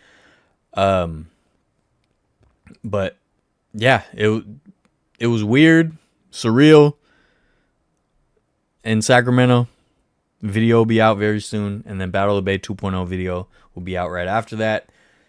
And yeah, so I will show you guys. We talked about this in the Discord, I think, or on Instagram. I posted it on Instagram. But this is just an example. This is just one of many examples. Okay.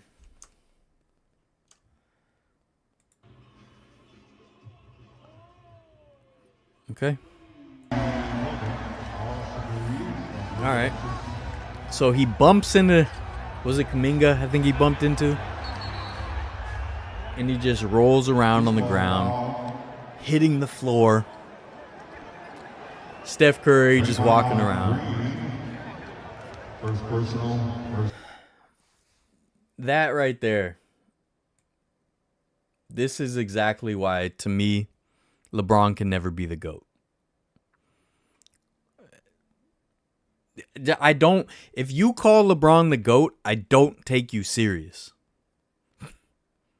Like, I think you just like popular things. You know, and I get that. Now, here's the thing. I grew up with Michael Jordan, right? So I'm an old head. I'm Unk, right? And there was a ton of Michael Jordan propaganda. It was an industry. It was a cottage industry of Michael Jordan propaganda. We had propaganda tapes. We had VHS tapes. I used to walk to Blockbuster and rent these VHS tapes. Like Come Fly With Me was one of them. It was literally just documentary style movies promoting Michael Jordan and how great he was. LeBron has had that same machine sort of behind him. But this right here, like, you know, that, to me, that's the difference right there.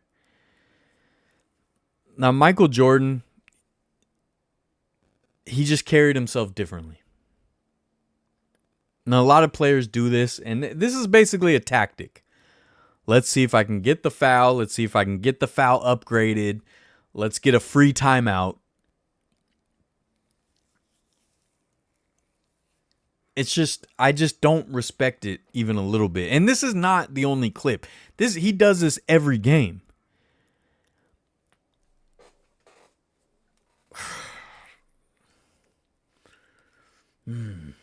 He's such a drama queen. Yeah, would have gotten right up after something like that.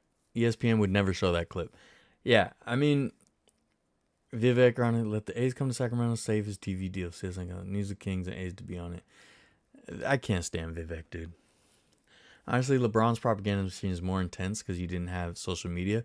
I mean, yeah, it's different. It's still there, but like, I think it was very effective for Michael Jordan because we didn't have social media. So we had these propaganda videos about Michael Jordan. So some people bought into the propaganda where it's like they think Michael Jordan's the GOAT because of that. But I feel like I'm able to kind of look past the propaganda. Like, obviously he's not a perfect player. Like, he lost sometimes. He didn't play well sometimes. He wasn't this god. I mean, to me, he's kind of a god. They're all these guys are gods to me, but you know what I mean? Like, but LeBron stans are so vocal, and honestly, I think it's just society in general now has these cult of personalities. I mean, you see our president, right? You see Elon Musk, like people are like fans of them and like follow them like it's a cult. And people do it with celebrities and Swifties, and we had the Beehive with Beyonce. Like, people are just, social media kind of mobilizes them, whereas before you had to join the fan group or the what's it called, why can't I think of what it's called, fan club. You had to like join a fan club and there's a newsletter, but now it's like constant. So LeBron fans are just constantly building this guy up, and this is kind of my thing with LeBron. Okay, as I play it again. I mean, look at that bump. It's not even that bad of a bump. And of course, Luka was complaining too. Just both of them whiners. My thing with LeBron, when it comes to pure basketball ability and talent, he might be the greatest to ever do it. He can play 1 through 5. When he wants to, he can defend 1 through 5, but that's a whole nother topic I'm not even going to touch because I could go on that forever and it's very in depth and I have to explain a lot. But he purposely picks and chooses when he wants to play defense, and he's very good at hiding it, which LeBron fans just will not acknowledge. They just ignore it for some reason, even though so many times when he can challenge a play, he won't, because he doesn't want the possibility of looking bad or being beat. And I do respect when he does challenge. Like I saw a clip from, I think it was during the bubble, of like him and Kawhi going one-on-one. Totally respect when he does that. But he picks and chooses. I've seen people drive right down the lane. He's right outside the paint, and he won't even step in the way. He'll just let them get a wide open layup because he doesn't want to possibly look bad because someone, beat him. But that's a whole nother thing, right? But when it comes to just ability, LeBron is incredible. He shoots threes. He can play in the post. He can drive. He's a great playmaker. Like, his basketball IQ is through the roof. He's incredible on defense when he tries. He's like the perfect size and athleticism to be able to play the game any kind of way. Yet he still does stuff like this. And that is what irritates me to no end. It just irritates me. I can't stand it. Like, get off the floor, dude. The amount of times... Look. Dude, you see me on the floor like that, dude? I'm about to die. If you see me on the floor with my head down, I'm hitting the ground...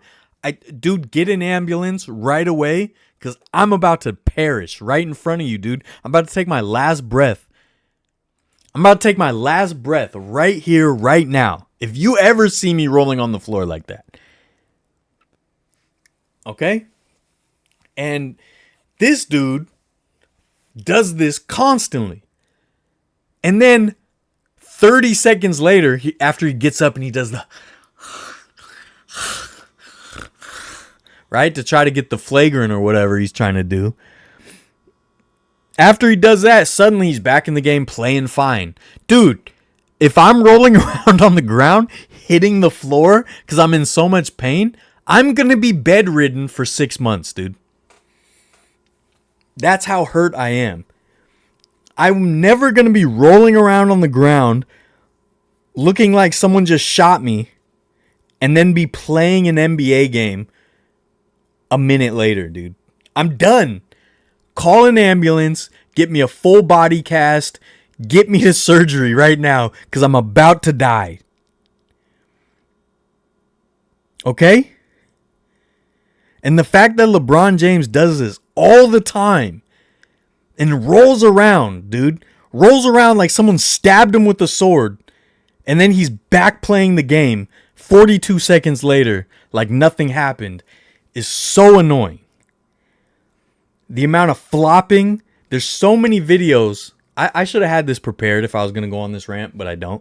There's so many videos of him not even being touched, and he just does the...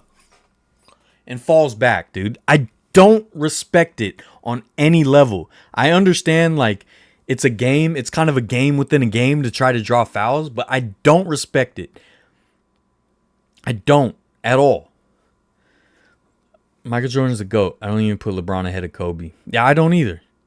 Like, when it comes to ability, LeBron, if you take it in a vacuum of just take that player, their body, their ability, their IQ, there should be nobody better than LeBron James. But the antics knock him down so far to me. The fact that he won't play defense sometimes. The fact that he leaves games early when he's about to lose. The fact that he loses and suddenly he has this phantom injury that he's never mentioned before, nobody's talked about.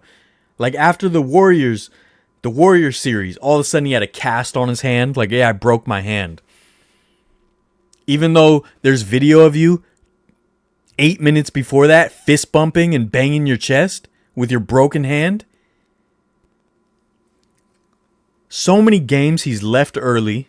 He's walked off on his team. I forgot which season. It was a couple seasons ago. But the Lakers were playing bad. They looked like they might not even make the play-in. It was a rough season. And suddenly LeBron James has this ankle injury or whatever. I think it was an ankle injury. And they were saying, oh, it might end his season. He might be out for the season. The Lakers start rolling. They start racking up wins. And suddenly they're creeping into the play-in. They're creeping into the playoff. They're rising through the ranks. And suddenly, miraculously, LeBron James is back. How, dude? How do LeBron fans not... How does that not bother you? I will never understand that. Like, to me, when you're talking about greatness... the greatest players of all time, it is not just about ability. It's not just about championships. It's about all of the above. It's about your attitude. It's about your competitive spirit. All of that matters. I feel like people just look past the antics, and I will never understand LeBron fans for that. Because look, I love Steph Curry.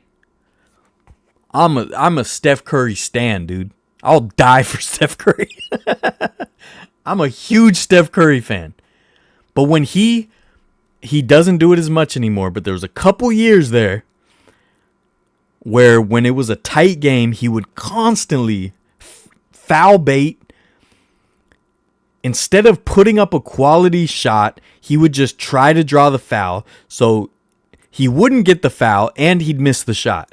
And it's like, dude, if you would have just tried to put up a quality shot, you might have hit the shot and got the foul. But instead, because you tried to foul bait, you got neither. So I don't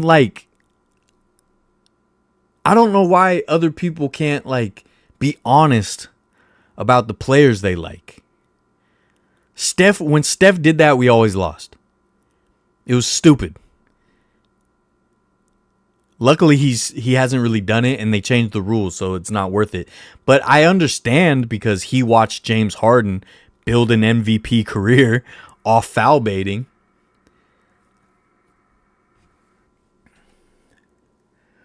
Michael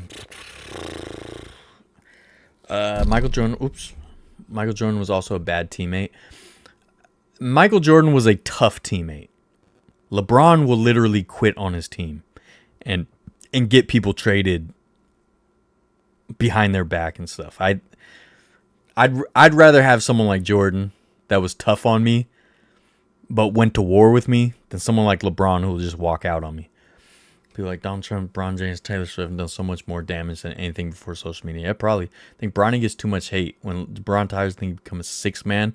I don't know, man. I don't know about Bronny. It's up in the air. I'm not hating on him or rooting against him, but I don't know about Bronny. Do you see the bat Gamer Athletics got? Yes, incredible. Steven Vogt's bat. I want to get him on the live stream to show it sometime. It might be crazy, but fanboys of Trump and LeBron are kind of similar in the way they both follow someone and agree with everything they do. That's what I'm saying. It's like he does no wrong. Like, pro sports is hard. The fact that it matters his son is not capable of playing on the professional level, plain and simple. Even Cal's son couldn't make it to the next level. Sons are great athletes. Yeah, I mean, it's hard. But, I mean, it's cool that a father-son played together. But, obviously, it was manufactured, you know. Shannon Sharpe is a prime example of someone who makes me think they have no clue what they're talking about. He loves LeBron, dude. All right. No soccer flops in b-ball. Keep soccer flops and soccer words acceptable. Yeah. It's super annoying. What's up, Ruben? Steph better. I think Steph's better for sure. MJ literally played a finals game with the flu. LeBron would never do such a thing. That's what I'm saying. They traded for Westbrook. Oh, yeah. Lakers getting Westbrook was one of the stupidest trades ever. It was terrible. Completely wasted a year. LeBron didn't even make the play-in. Can we stop giving this LeBron flop the airtime? It's making me angry. No, I'm trying to get angry, man. Michael Jordan's not a great human being. He's a really bad gambler. He's known for cheating on his wife. That's one thing he's really good at. Yeah. To be honest, Paul, I probably would look over stuff if you perform on the court. I don't hate Bronny. Seems like a good kid. Yeah, I think he's a good kid. But I'm just saying, bro, LeBron to me will never be the GOAT because he's quit on his team too much. He's flopped too much. He cries to the refs too much. He's jumped around like a toddler when he doesn't get the call. He went to the league to get Draymond suspended that finals they won. You know, like stuff like that is like, come on, dude. Like, come on, man. Kobe would never. Kobe would never, dude. It's like, I wish, you know, I don't have like all the highlights put together in the packages, but I wish some of these NBA like highlights channels and TikToks would show this more. But I swear to God, dude, the amount of times LeBron James will not go up to contest a layup or whatever because he doesn't want to look bad or he doesn't want to like exert himself is just crazy. And it's like, and then when the Lakers are playing good, all of a sudden he's giving all this effort. When they're not playing good, he quits. That to me, that can't be the GOAT. That cannot be the GOAT. All the flopping, dude. How are you a LeBron James fan and you're totally cool with him after he lost showing up with a cast on his hand? Like, obviously just not even thought it was just a rap. Like, and he's like, my hand was broken and I didn't tell anyone and I didn't play any differently. And I was still beating my chest with that same hand and high-fiving people the same exact way. Like, how do you not see that baby stuff? How do you not see him pretending to read books and not think that's corny? And this is the thing, man. LeBron James, though, look, he's an incredible father. Incredible family, man. He's had almost no scandals. I think they're protecting him a lot. Because he was definitely on HGH or something. He's definitely been on stuff, which is fine because I've said it before. I think all the athletes should be able to do whatever supplements or whatever they want. I'm pro steroids, pro HGH, pro all of it. But he was going to get, I don't remember the story, but he was going to get exposed, or someone was trying to expose him and they buried that story. And I think it was HGH. And I think there's been stories about stuff with him and his wife that got buried as well, if I remember correctly, but that's just speculation. I don't fully remember. So I think the league definitely protects him, but at the same time, you're LeBron freaking James. Like, you're one of the most famous people on planet Earth, and you barely have any issues or scandals. Nothing but respect. Nothing but respect for like what he's done for his friends around him and the businesses they built and like all the great things he's done. And he's had one of the best NBA careers of all time, regardless of all this. Like, points champion, like incredible to still be competing at the level he does at the age he does. So I don't just blanket, like, to me, when I don't hate him. He just can't be the GOAT when he's such a baby about certain things. You can't be a GOAT when you're just flopping around. You can't be a GOAT when you're constantly crying to the refs like that. Like, I appreciate Draymond yelling at the refs more than I do LeBron crying to the refs. And Luka's the perfect guy for him because Luka does the same exact thing. Always crying. I just, you know. Do you like Jokic? I'm split on Jokic. Here's my thing. Let me read the rest of the comments. I'll get back to Jokic. MJ would never quit on his team. That's probably why MJ and Kobe have more rings. Yeah, absolutely. I feel like his highlight YouTube channels, TikTok accounts are paid off by LeBron and the NBA. Probably. It's a byproduct of that generation. I thought it was more important to give everyone a trophy. Exactly what we have. Now we have LeBron James. Yeah, that's probably true. Dude, whenever we beat him in the finals, he would walk off the court. That's what I'm saying. He's bad sportsmanship all the time. And that's the thing is LeBron doesn't need the antics. He doesn't need to do this stuff. He's one of the greatest to ever do it. One of the best careers ever. Basketball IQ through the roof. He's a great family man. And in certain times, probably I'll give him majority of the time, he's an incredible teammate. He's an incredible mentor to a lot of people. But then he just throws it all away with the antics and the bad sportsmanship and like he's thrown teammates under the bus like in post-game press conferences and stuff. It's like, dude, and the fact that like LeBron has been, he either pushed it or he was totally silent about the way his Cavaliers teammates were treated in the media and online. Still to this day, the narrative is that LeBron carried them and that was a team full of bums and LeBron took them to the finals against the powerhouse Warriors. That is nonsense. That is absolute nonsense. That team was stacked. That team was stacked. And the fact that he is able to push that narrative that was a team full of bums, to me is disgusting. To those players. You got to remember, he goes back to Cleveland. First of all, let's not even bring up the Miami thing, which was a nonsense move, right? Nonsense move. That aside, he goes back to Cleveland. Cool. He's going home to Cleveland. Awesome. That's great. Cleveland already has a bunch of young talent. Why? Because they sucked. And they had a bunch of young talent. Notably, Kyrie Irving. Hall of Famer. Okay? He immediately gets a trade. Or 2 trades. I forgot how it went. He immediately adds Kevin Love. Now people might be like, oh, Kevin Love, okay, cool. Kevin Love was getting MVP votes every single season in Minnesota. Kevin Love was an MVP candidate every year with the Timberwolves. He was an incredible player that was relegated to a role player when he was brought to Cleveland. He adds J.R. Smith and Shump.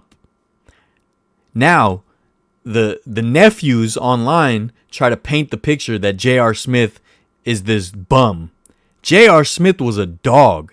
J.R. Smith used to run through people with the Nuggets and the Knicks. J.R. Smith kept them in so many games. He hit so many huge shots for the Cavs. And because of one boneheaded clock management error, they try to act like he's this idiot. And LeBron never seemed to defend him. Shumpert, defensive genius. And he gets 0 credit. So LeBron went back to Cleveland and grabbed all these awesome players and already had Kyrie there. And yet somehow they paint this narrative that it's a team full of bums. They were not a team full of bums. They were a great team. They were a playoff team without LeBron. It irritates me. It irritates me that LeBron can paint that picture. Now you look at it differently. All those players had success without LeBron. Kyrie's had success without LeBron. Not championships, but all-stars, playoff teams, NBA finals. Kyrie is a Hall of Famer. Kevin Love, probably a Hall of Famer. Like I said, perennial all-star with the Timberwolves. He's still in the league somehow. Kevin Love, incredible career. Shump, J.R. Smith, did great things with the Knicks. They were part of the what was supposed to be the revitalization of the Knicks. Didn't work out, but they had success with the Knicks. J.R. Smith had success with the Nuggets. They all had success. You look at Michael Jordan. Scottie Pippen had a good playoff run when Michael Jordan retired. But you think about these other players. They were not perennial all-stars. Luke Longley, Bill Cartwright, B.J. Armstrong, not Byron Russell. Byron Russell, I'm blanking on his name. Right? Now, Horace Grant, underrated. Scottie Pippen, obviously Hall of Famer. But outside of them,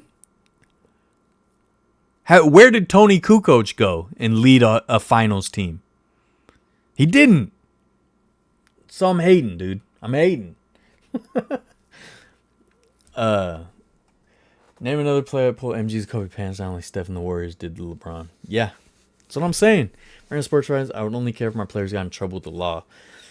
Got a good publicist. LeBron's got the best propaganda machine in the world behind him, Nike. And obviously, I'm a Nike stan.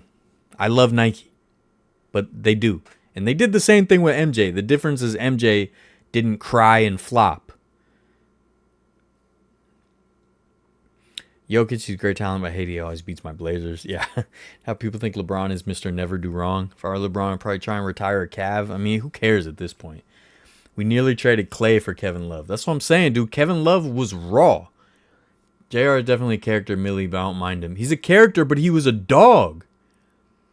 Yeah, our Iguodala was there. J.R. Smith. That's a pretty good comparison. JR. Well, I mean, Iguodala did hit some big shots for us, but I think JR was a little stronger on offense for them.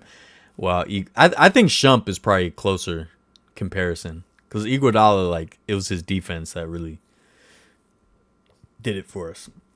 LeBron kind of screwed the Cavs as well, and he's strong on the GM. Dude, he played Le GM or whatever forever, you know. Not defending, but Kevin Love might not have been on the Cavs. LeBron was not there. No, that's my point. LeBron plays GM and builds these teams and then throws them under the bus if it doesn't work out and tries to act like they're bums. That's my problem. Now, he might not be the one out there saying this, I can't win with this team, they're bums, but he definitely alludes to it and he doesn't defend them when he's questioned about it. Like, after all these years of all those teammates he had on the Cavs being thrown under the bus, I've never heard him actually say, well, Shump was incredible on defense. Like, we needed Shump. We needed Shump against Clay and against Steph. Like, he never says that. He lets the narrative go because it makes him look better. It makes him be the guy. Like, yeah, I carried that team full of losers. I carried them.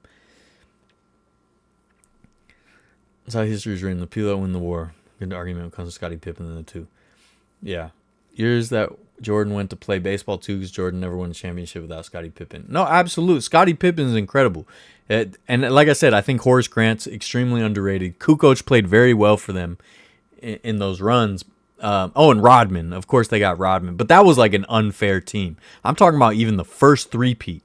It was him and Pippen and Horace Grant. The rest were all role players that never had huge success outside of that. And Horace Grant had a little bit of success. And Scottie Pippen, he had that great run. They had a great playoff run when MJ retired. And then the Blazers run was a bunch of old guys. And was it Rockets or whatever? Like, you know, he tried, but it wasn't the same. But the fact that LeBron had probably 2 Hall of Famers on that team and 2 tremendous role players, not to mention all the other guys they had, which some of them were definitely not great players. But the fact that he tries to act or just not defend that team irritates me to no end. LeBron has the weirdest legacy of an all-time great. No, absolutely he has a really weird legacy. And it's, I think, his fault because he tried to build these teams. Like, he tried to be a GM and he tried to complain to the front office. And it's just like, I don't know. Steph is better than LeBron. The GOAT is for sure MJ. I agree.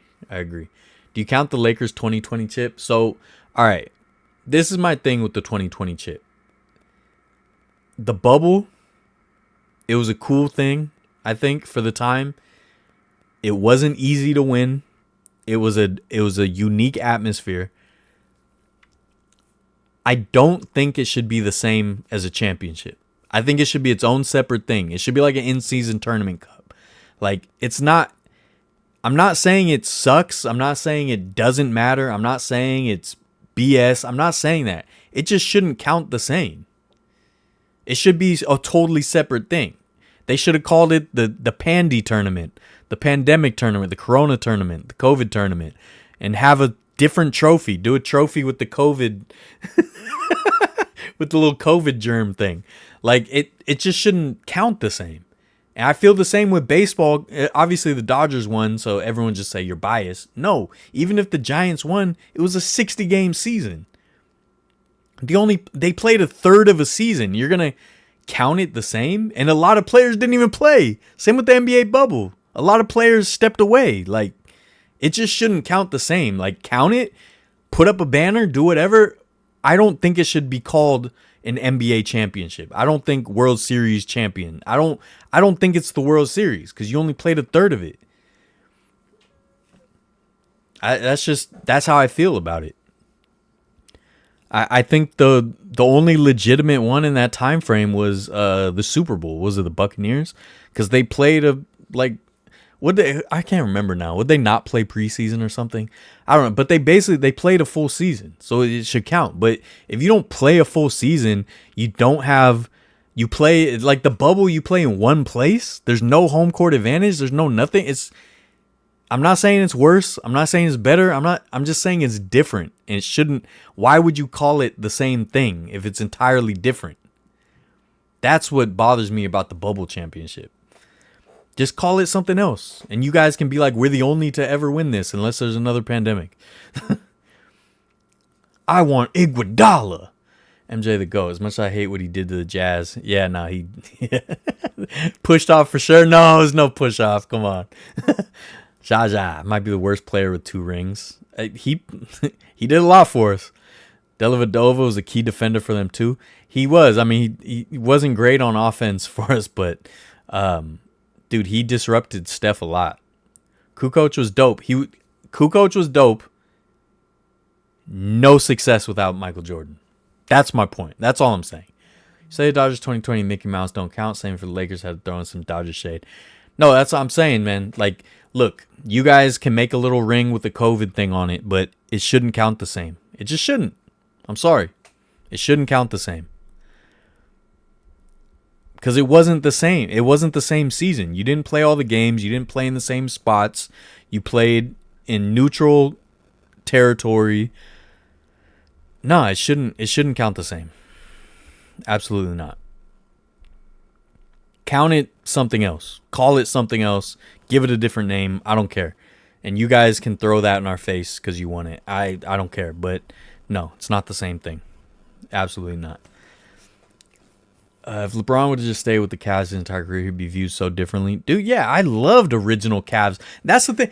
LeBron James, the first finals, those were bums. He did carry that team. That was a team full of bums. The first Cavs finals run before Miami, incredible. And I liked LeBron James back then. And then he started with the antics. He started the entitlement. All that. Like, no. Winning the Disney Championship is the most LeBron thing ever. I don't think the Lakers would have won because they had a ton of injuries leading to traditional playoffs, but they all got healthy and the rest is history. That's a good point. The delay let, I forgot who was hurt. I think probably Anthony Davis, right? It let them all get healthy. Always have an asterisk next to it. It's simple. Yeah. Just, to me, it shouldn't be on the championship page. It should be its own page. Oh, we had this special tournament for COVID. And you won that. But it's not the same. If you didn't play the same games in the same places, it's an entirely different thing. It just shouldn't count the same. That's, There's also a lockout season titles. Should those not count either? To me, it depends. Like, is it close enough? So, like, with baseball, let's say if you play 140 games instead of 162, to me, that's close enough. But baseball, they played 60 games, dude. Like, that's not even to the All-Star break. Like, to me, it's on a curve. There's no cutoff. But, like, with basketball, it was a weird season, right? Because they had the delay and then they went to the bubble. If they would have just played in all the arenas and played out the season in the empty arenas, I would probably still count it the same. But the fact they went to a neutral zone in the bubble, not everybody was there, not all the teams were invited. Like, no, to me, it's not this. It's too different. Now, if it was close, sure. Now, a lockout season, a lot of time, the lockout season sometimes, it might affect like 10% of the season. To me, that's close enough. But I think it should probably still be brought up. And I think it is a lot of times in lockout season. Like, oh, it was, they had no preseason that year because of the lockout, whatever. And that does affect things. But if it's not a huge shift, I think it should count the same. So laugh that 2 of LeBron's first championships came in a season where one was shortened, the other was at Disneyland. I know. Say the Lightning Stanley Cups in the bubble and the shortened season don't count either. Like I said, I think it counts. It just counts differently. Yeah, that's all I'm saying, dude. All right, that's all I'm saying. So to me, LeBron just can't be the GOAT because of the antics. That's what I think. I'm just tired of seeing him cry. I'm tired of seeing him flop. And like I said, if you see me rolling around on the ground in pain, I'm about to die. I'm about to die, dude. Something is so wrong. Dude, the amount of times I've been injured and I immediately got up and walked it off because I didn't want to show that I was hurt. I think I told you guys that story when I fell off a hoverboard. Fell off a hoverboard and immediately got up and walked home. The boy himself, Jet, had a little hoverboard. You remember when those were popular? 6-7 years ago. And I went down the street on it. And in this neighborhood, the curbs aren't leveled or straightened. The curves are sloped curves. And I'm going down the sidewalk. Like an idiot, I pull my phone out. So I want a video, right? Got to post this. And as I'm fumbling with the phone or something, I don't remember, there's a part of the sidewalk that was messed up because of the roots underneath or whatever. So it was jutting up. So as I hit that, here's the curb sloped down, right? And I'm going this way. As I hit that, it faces me towards the slope. And the hoverboard goes down the slope like that. And when it did that, it flung me backwards. And I landed like right here, like upper back. Okay? Hard on the concrete. It felt like I got hit by a truck. It was the hardest thing I've ever felt. It was like, it shocked me how hard I hit. And I had not fallen or anything like that in a very long time. So it put me into a state of shock. Now here's what happened though. I hit the ground. I do a 1.5 second assessment of my life. I do a full body scan. Because at first, my first thought, which is funny because I wouldn't have had a thought if it was true, but my first thought was, did I just hit my head and I'm going to die now from a traumatic brain injury, right? But I do the full body scan. I'm like, no, I didn't hit my head. I was able to keep my head up so my head didn't hit. I didn't hit my head. Did I break anything in my back? Is my back broken? Is anything broken? Is my shoulder broken? No. Okay. I do the full body scan. I think I'm okay. This is in 1.5 seconds, by the way. Right? That's my full body scan. And I immediately get up and I'm in such a state of pain and shock. Like I said, it felt like I got hit by a bus. A fast bus. I'm in such a state of shock. I get up and just start walking back to my mom's house. Just like I was a robot. I just get up and start walking. Like power walking. And I tell Jet, the boy himself, say, get the hoverboard. I just walk past him. I walk into my mom's house, walk straight down the hall into the bathroom, and I close the door and I just look at myself in the mirror.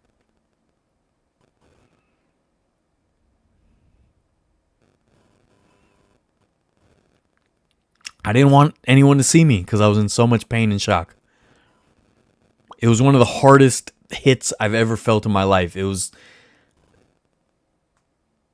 And guess what I did? I got up, walked 8 houses back, and I walked into the bathroom and locked myself in the bathroom and stared at myself in the mirror.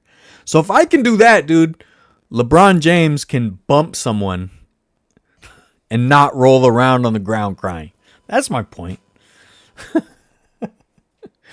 Vietnam vet, he gets got a manager at Home Depot today. He was in a ton of pain today. His knee was bone on bone. Yeah. So yeah, man. I just can't deal with the LeBron antics. I just look at purely basketball talent. Yes, he's incredible. I totally understand why someone will say he's the best. He can play every position. There really isn't a part of the game that he can't play at a high level. But the antics, the quitting on his team, playing GM, not defending his team, moving teams, building super teams. Yeah, I can't deal with it. Not my thing, dude. That's all. Let's talk about some other fun stuff now. I'm done complaining. I was gonna talk about some of these teams that are talking about relocation. But this went way longer than I thought, so I'll wait. I'll wait till next week. Dang, I forgot I had pictures I was gonna show you guys as I talked about some of this stuff, but I totally forgot. There's me and the two mascots, Scrappy and Gigante, from the Battle of the Bay 2.0. And then Gamer Athletics and Guy Slewinski. Look at the old school ticket office back there. How cool is that? San Jose Municipal Stadium's awesome. And then that's there's the Battle of the Bay 2.0 poster with Scrappy and Gigante. Signed to Gabriel by Guy. So yeah, it was a great experience, Battle of the Bay 2.0, and I hope they do it yearly. I hope that's a possibility, and I urge all of you to come out and have a good time. It's a lot of fun, okay? And you get to see two mascots for the price of one. So this guy should retire, but he's the kind of guy who would rather work until he dies. And I get that. He seems like he probably likes working.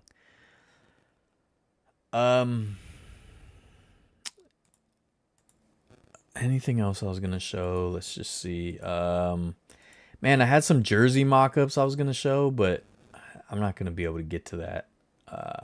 I want to do show and tell with you guys. But I got some.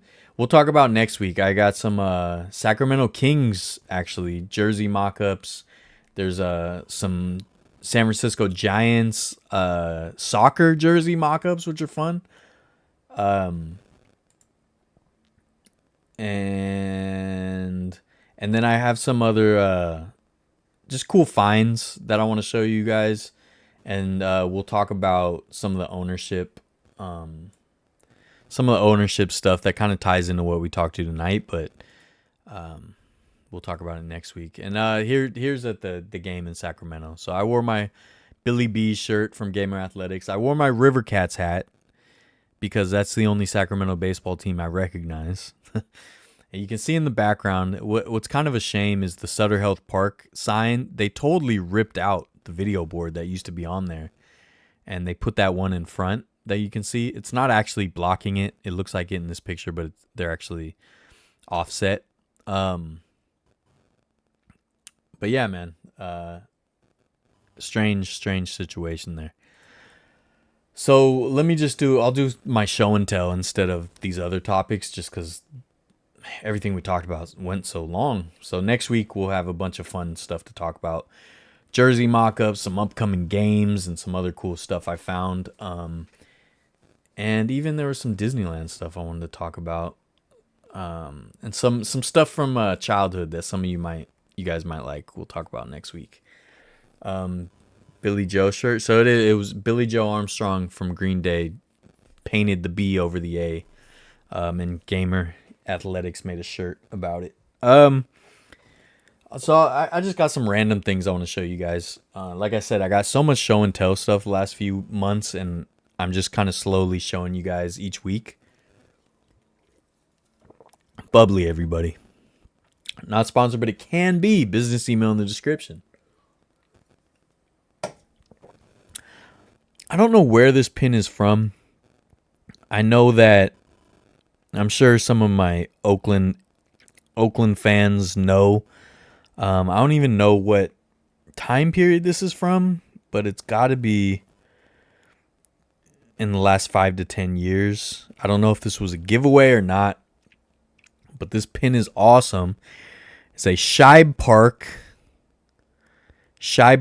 opening day, April 12th, 1909, where the Philadelphia Athletics played. But at the bottom it says Oakland Athletics. So I don't know if this was a giveaway pin. If anyone has more information about this, please let me know. But it's got a picture of Shibe Park. Now this is cool because it has the sticker pin style, but it has a real enamel pin around it, like a frame. So it's kind of cool because it gives off that, you guys ever seen those vintage like antique photos that are kind of in a bubble? It kind of gives that feel. So it has the old picture of Shibe Park. So cool little pin. But I don't know the history of this pin. So if anyone knows if this was like an opening day giveaway pin at some point, I'm not sure. But cool pin. I'm glad I found that. Love Green Day, one of my favorite bands. Well, I'm co-owner of the Ballers with Billy Joe Armstrong, so. And then I got this Bumgarner. This should be a McFarlane. Oh no, this isn't even a McFarlane. Imports Dragon. I thought this was a McFarlane. And this is from Replica del Jugador. I don't know if this is from a different country. I don't know, but it's a Madison Bumgarner figure. It's pretty detailed. It's really nice. It's just like a McFarlane figure. So I actually thought this was McFarlane, but it's not. But Bumgarner, pretty cool. And I like that, it's pretty accurate to his throw as well. A lot of times you'll see these figures, they're not super accurate, but it's pretty close. Especially, I think the newer stuff, McFarlane is very accurate, but when you see like the old starting lineups, they just had generic bodies of different poses. So they would just try to customize those poses to each player. But it's funny because some of them, like, it's not even close to their swing or, how they threw or whatever. But that one's pretty accurate. Pretty cool. I like that. And then I got... This is Walter Johnson and Nolan Ryan. Double starting lineup. Now, this is another one. So I think because maybe this is a special one, they actually got their poses pretty accurate. As you can see, the Nolan Ryan up there, it's pretty accurate. Although I think Nolan Ryan got lower. You can kind of see it in the picture. Nolan Ryan got real low. So I think, he should be a little bit lower here. And then they got the Walter Johnson with like the old school wind up. Was that the Senators? Washington Senators, I want to say.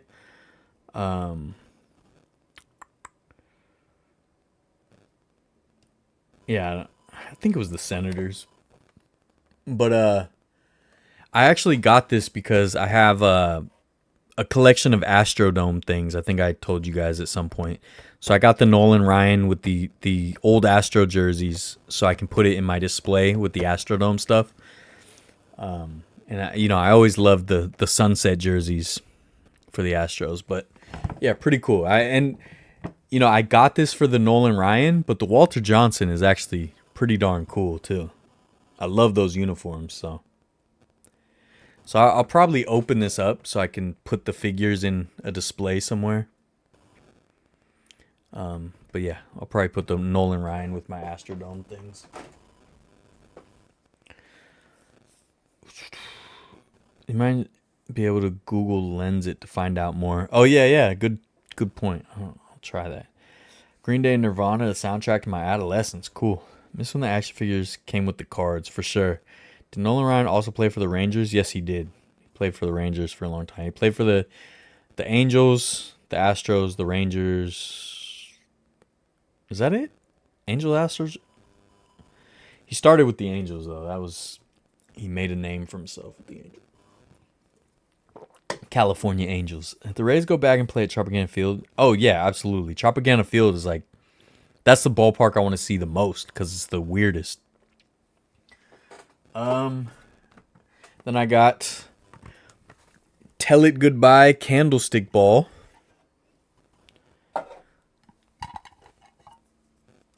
got a picture of Candlestick on it. It's pretty cool. And it's got the Tell It Goodbye logo from the last season, 1999. Nothing on this side, which is kind of weird. Just left it blank. But yeah, this will look cool in my display. A little pizzazz for my display of like Candlestick and old Giant stuff. And that Tell It Goodbye patch that they had was awesome. It's crazy that the A's couldn't do something like that for the Coliseum. They just put together a quick one right at the end. They didn't even try, dude. They didn't even try. And then speaking of, so Gabe redid the Coliseum logo, which it's really not a bad logo. It's just the fact that they just did this, in the last month of the season? Like, they could have had this all year. And this is actually not the actual one. This is modified by Gabe. But he was selling these at Fans Fest, so got one of those from Gabriel. And then, of course, you guys have probably seen this, but my favorite recent Last Dive Bar pin is the same as they did the hats, but it's the Coliseum with the Roots colors. I've been wearing this pin a lot on my hats. And they have a new Coliseum line that just came out too. So, if you always go check out Last Dive Bar for cool Oakland sports merch. But yeah, this pin just looks really good. Like, it looks really good on a hat. It pops. So I've been putting it on my hat a lot lately. And then we have the official Fans Fest pin right there. You guys saw the video. Some of you stopped by. Had to get the pin. Shout out Oakland 68s and Last Dive Bar. I also got the Madden patch. I've wanted these for a while. The Madden patch that they wore when he passed away. Was this on the jerseys all year for the Raiders, or I don't remember. I don't even remember. Maybe did they even put a patch on, or did they just have this logo? I don't remember, but I've been seeing this patch for a while. I had to get a Madden patch. Obviously, love John Madden. Got to get the Raimondi Park collection from LDB for sure. The Mets. Yeah, I forgot Nolan Ryan was on the Mets. Yeah, the Tell It Goodbye logo is awesome. And then I got, this is fun. This is from the USFL, which is now the UFL. But the San Antonio Brahmas Fiesta 2024, the Alamo Dome. This is the football team down there. Man, I need a better camera to like show stuff, but it's like this metal, right? With the ribbon, and it's got the Brahmas logo. It's got the Alamo Dome. Did I say Astrodome? I meant Alamo Dome if I did say it. It's got the Alamo Dome on top with the Brahmas logo. I don't even know what this is from or what it's for, but I had to get it. I love the Alamo Dome, and I love alternate leagues. I love the smaller leagues. I love all the history of it. So USFL, UFL, XFL merged and all that. I love all this stuff. So, and obviously I went to the Alamo Dome and I love it. So had to grab that. And then what else do I have? What else? Also, Gamer Athletics hooked me up. He was able to get these for me. San Francisco Giants opening day 2025. It's hard to see, but it's got the ballpark and it's got Mariners Giants logo at the bottom. Now, this is kind of what I'm saying, that Windcraft is capable of doing good pins. This is a quality pin. So I don't know if I blame the A's. I don't know who you blame for the shoddy work they've been having, but Windcraft is capable. Now, the only thing is I didn't go to this game, but it's still cool to have a pin for the opening day of the Giants' 4th championship year in San Francisco history. You know what I mean? So when we win it all this year, I'll be like, oh, I got the opening day pin too of when the journey started, you know? And the one I was really excited about because I love this. I love the design. Maybe because I'm a Barry Bonds fan, but it's the 25th anniversary of Pac Bell Park, SBC Park, AT&T Park, Oracle Park. It's a very small pin, so it's hard to see. But again, Windcraft, but quality. The 25th anniversary logo.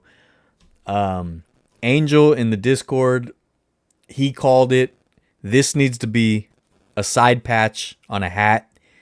We need to get this on a hat. Please put out the new eras with this patch on the side. You will sell a ton of them because I will buy a lot of them. But I had to get it. I had to get it 25th. 25 years at the new ballpark already. I still call it the new ballpark, you know? Candlestick guy forever. And then I got these just to have, but these aren't a big deal. But I got 2014 World Series pin, and I got 2014, is it 2014? Yeah, 2014 postseason pin right here. I saw these. I wanted to get these for my display also because, oh, he threw in an extra World Series one. So I got two. Yeah, he was out of one. I was going to get a different one, but he was out of it, so he replaced it. So I guess he threw in an extra pin for me just for the hassle. That's cool. But, you know, I went to this postseason and I went to this World Series. The only World Series I got to go to. I went to Game 4 of the 2014 World Series against the Royals. So I wanted to get the pins since I was there. And I went to, I don't remember which postseason game, but I went to a postseason game earlier. Dang, what game did I go to? I think we lost, so that's why I didn't really commit it to memory.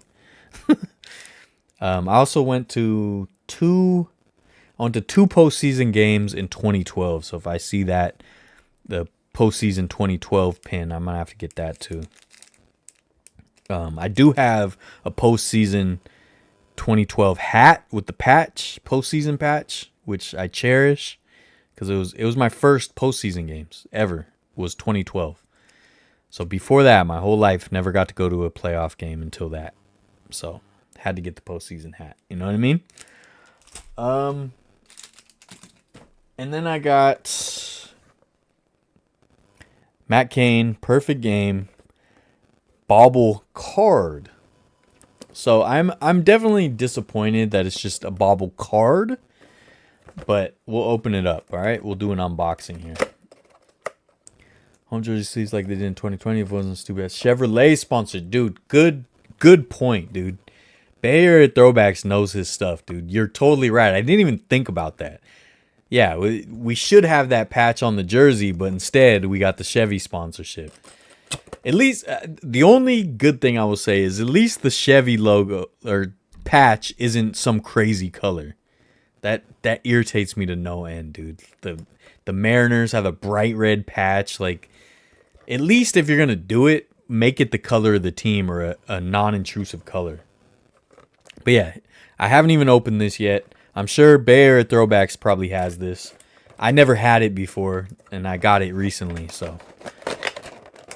Like I said, I'm still disappointed it's a bobble card. It's not the full-size bobblehead. And I don't want to break it. I don't know if you guys remember, I broke the Willie Mays bobblehead live on air. Or it was already broken. Remember, I couldn't tell. Chevy patch actually looked great. No, they did it the best way possible, but I'm still against the patches, you know? We'll talk about that next week, though, because next week I have other parts to that topic that we got to talk about. There it is.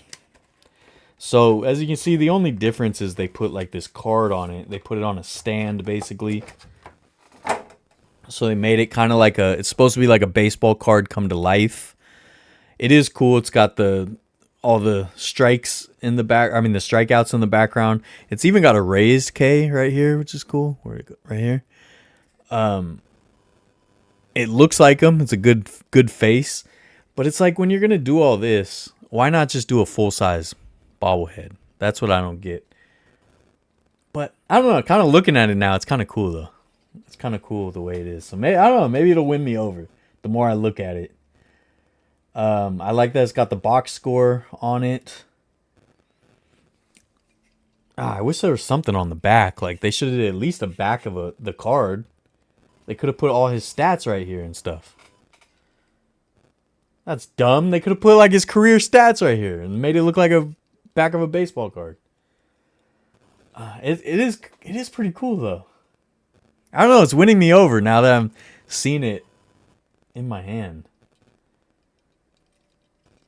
But, you know, I was at this game. I mean, one of the most incredible sports moments ever that I've witnessed and been a part of. I mean, it was such a fun night. I'll tell you guys the story since I opened this. I bought one of the souvenir coins with like dirt from the pitcher's mound in it from this game.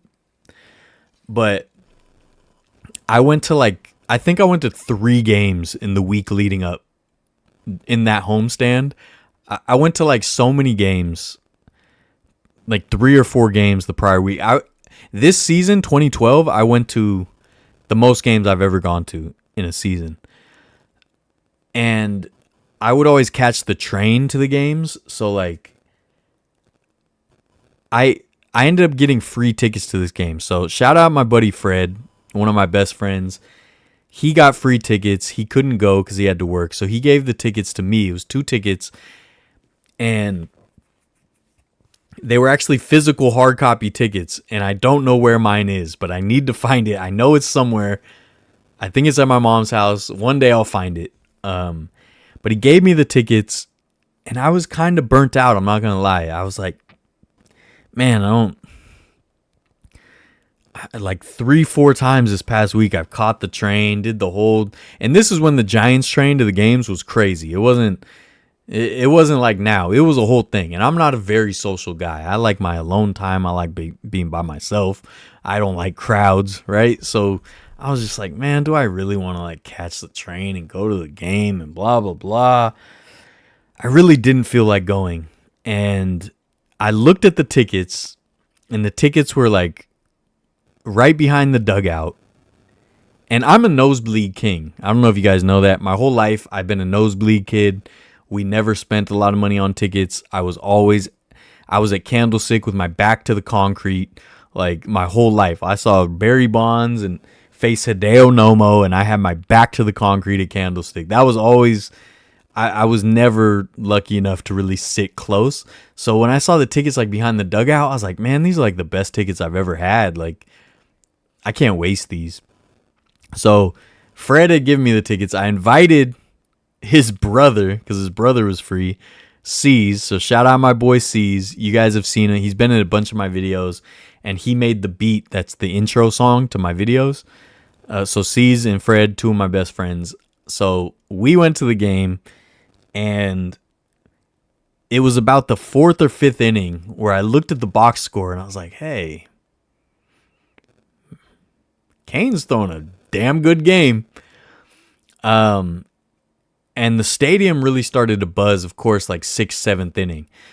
Blanco made the incredible catch to save it, and that kind of just set it off where it suddenly was the World Series. It was one of the craziest atmospheres ever. And this was a regular season game in June, right? And it was like a playoff game. And this is when Oracle Park was jumping, right? This is in the middle of our World Series runs. It was jumping. So it was a playoff atmosphere. And I remember there's this guy in the, I was like 4 or 5 seats from the aisle.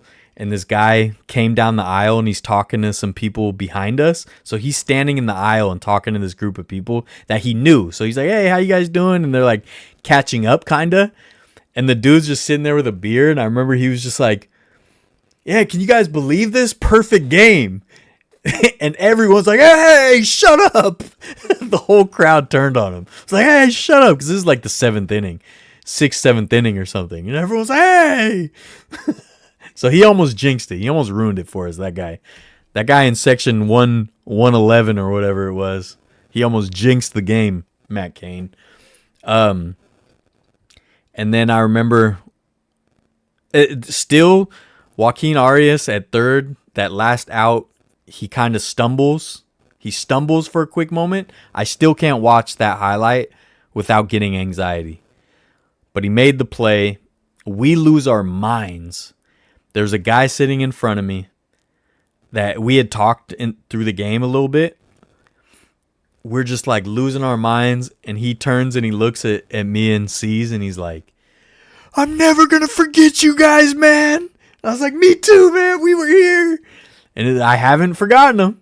All the people I've sat next to and nearby and all the games I've gone to. I don't remember too many, but I remember that guy. He was totally right. So I'm happy to have this. And the card thing's kind of winning me over.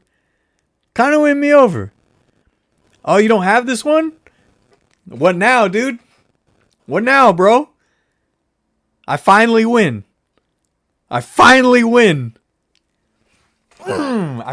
beat Bay Area throwbacks to something.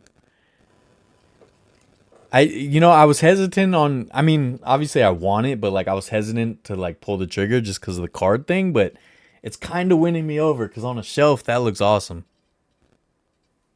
It's kind of winning me over. But anyways, that's my Matt Cain perfect game story.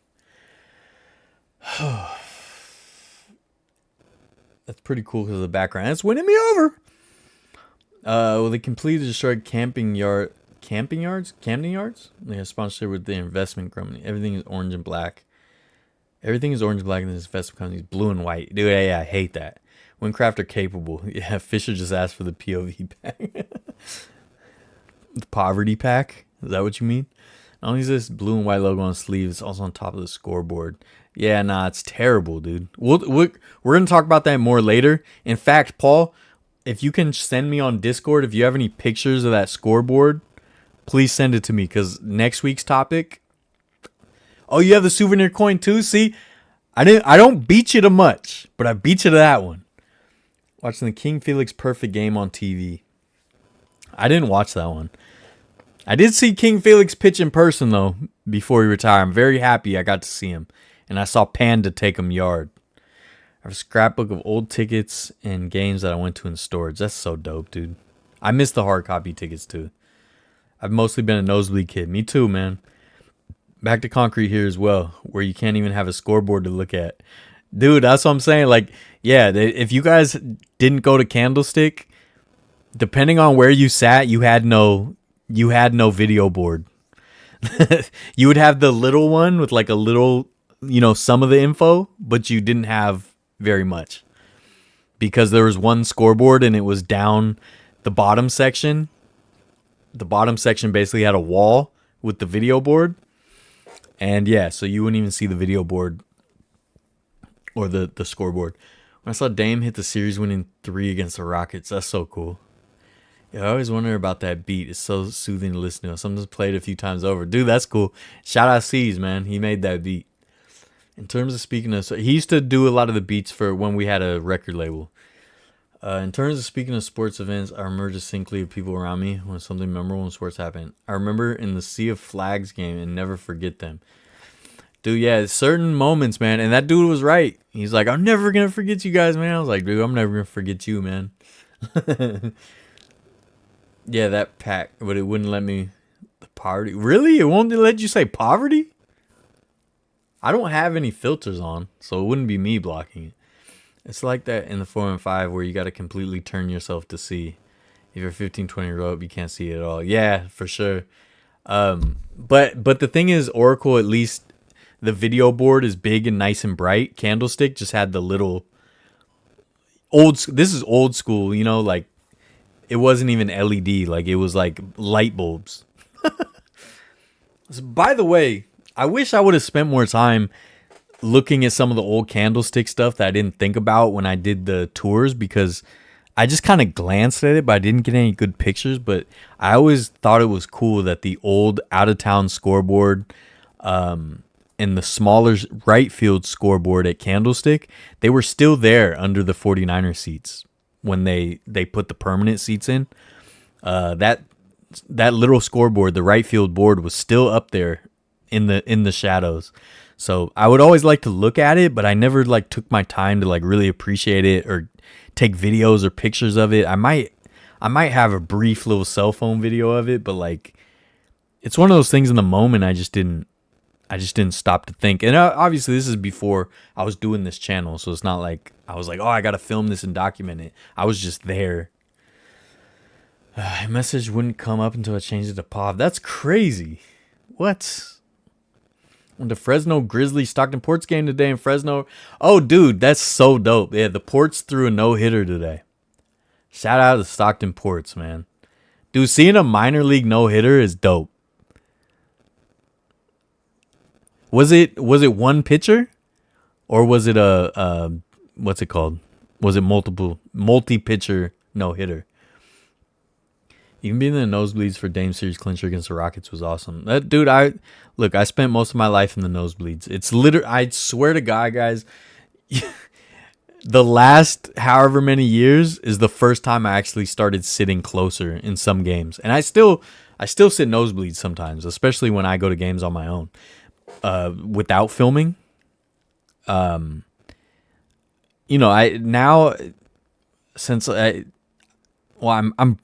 super broke right now. I am so broke right now. Oh my God. But sometimes when I have money, I make decent money. Here's the thing. I make decent money. It's not incredible for the Bay Area, but obviously I live on my own. I'm able to sustain myself and pay my bills, kind of. So it's not like I make terrible. I make decent money, but all my money goes back to doing stuff. So it's like, I don't make enough to like save and do stuff. And I just had to send my camera and my lens back for repair, which costs over $1,000. Right. So it's like all the stuff I do for this channel costs a lot of money. I'd ordered a whole stack of metal prints for Fans Fest and I sold like one or two. I think Jenny bought one. Thank you, Jenny. Like, maybe 3. I might have sold 3, and I have a whole stack. So that's all money just locked up in inventory of stuff I can't sell. What was my point? Oh, but I make decent money now, so I'm able to at least go do stuff. So I think honestly, right now, I probably go to less games than I did before. Like, I used to go to Giants games, like, constantly. Now I only go to a handful a year, if that, but I sit way closer, Same with Warriors games. I used to go like 10 a year or something. Now I go to like 2 or 3, but I sit way closer. And I would have gone to more this year, but the All-Star game wiped me out. That was the most expensive ticket ever. I don't know if I told you guys that, but the NBA All-Star game, that's the most I've ever spent on a ticket, a single ticket. I think the World Series was super expensive for 2 tickets for me and my brother. That was super expensive.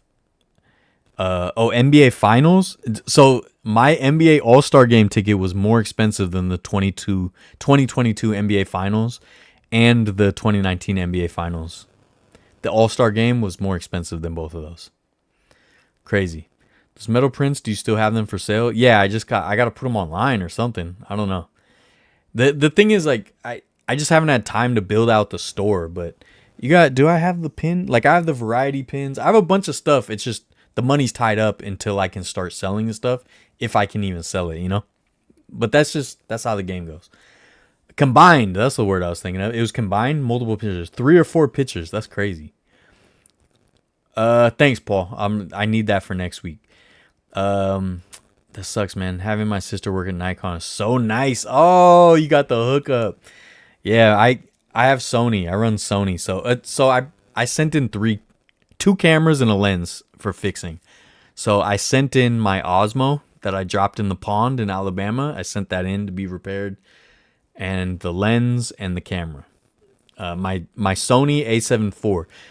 and my G Master lens, my best lens, the one I cracked at Disneyland. I sent them sent them in for repair.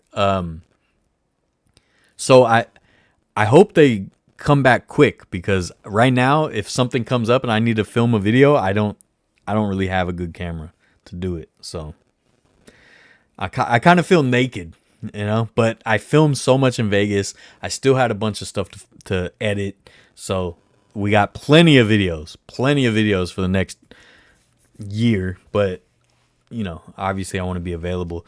I need the camera back though before Valkyrie's home opener and Baller's home opener. I would like to go to those. Did you actually go to the Super Bowl? I've talked about this. I don't want to.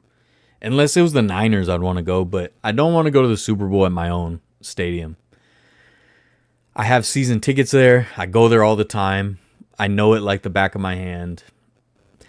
If I go to a Super Bowl, I want it to be special. I want to have to fly somewhere. I want to have to experience a new city, or a city I'm not very familiar with, and I want to go to a stadium I'm not used to. I want to feel all the pageantry and all the excitement and the passion, and I want to feel all that. And I don't think going into Levi's Stadium, I would feel that. I want the Super Bowl to be different. And I already went on this rant like a couple months ago on my live stream, so I'm not going to say it again. But I don't want to wake up in my own bed and then go to the Super Bowl. To me, that's ridiculous. I want to wake up in a hotel.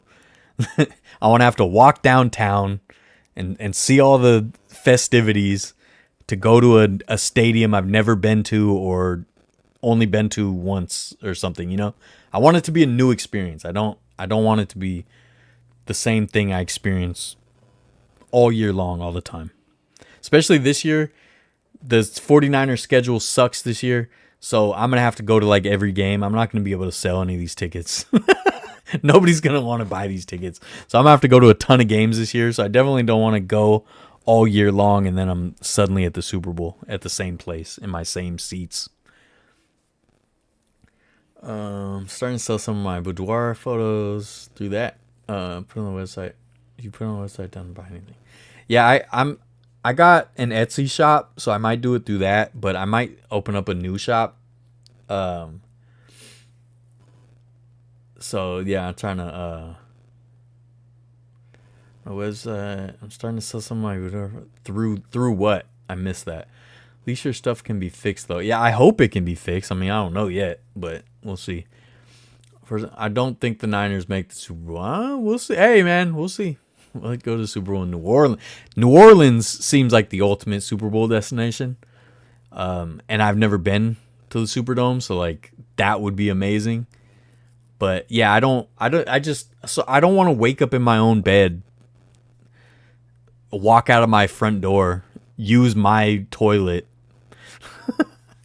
and just go to the stadium I go to a dozen times a year. I just don't. I want it to be more special than that. But yeah. What else? What were we even talking about?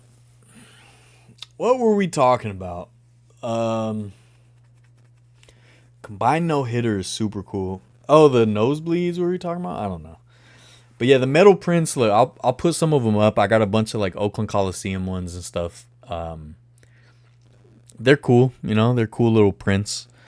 They're smaller than I thought though. They're like this big. I thought they were gonna be like this big, but they're like this big. They're like 8x10, almost like a piece of paper size, but they're kind of cool. And you know, metal prints are always fun.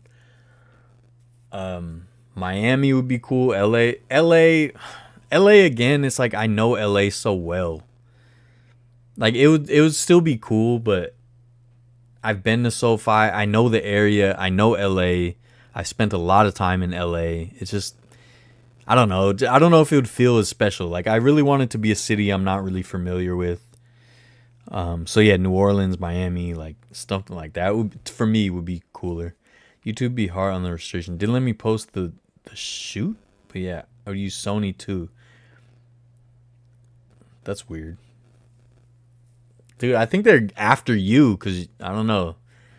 Did Trump put comment tariffs on Australia?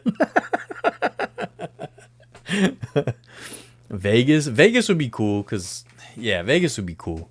I probably told you guys, but I didn't end up going to Allegiant Stadium in Vegas. I was thinking about doing a tour and doing a video, but I really prefer my first experience at the stadium to be a game, and then I would want to do a tour later.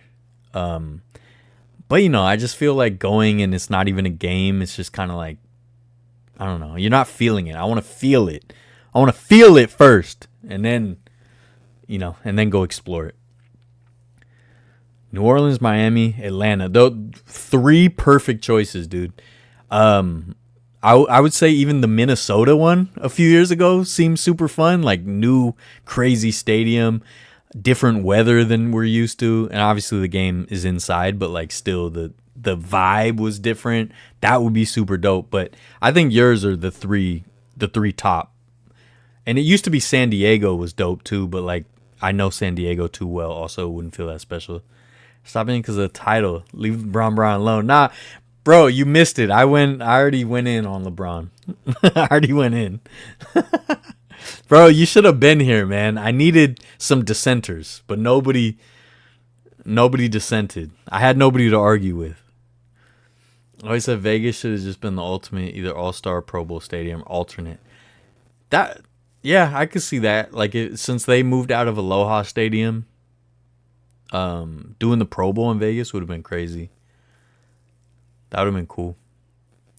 I mean, they did the Pro Bowl games or whatever, right? I didn't even watch it, but they did it in Vegas this year, didn't they?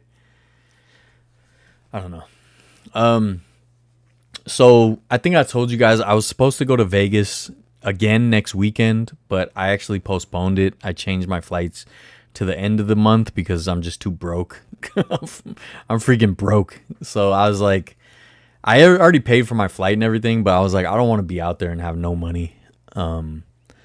So I pushed it back to the end of the month.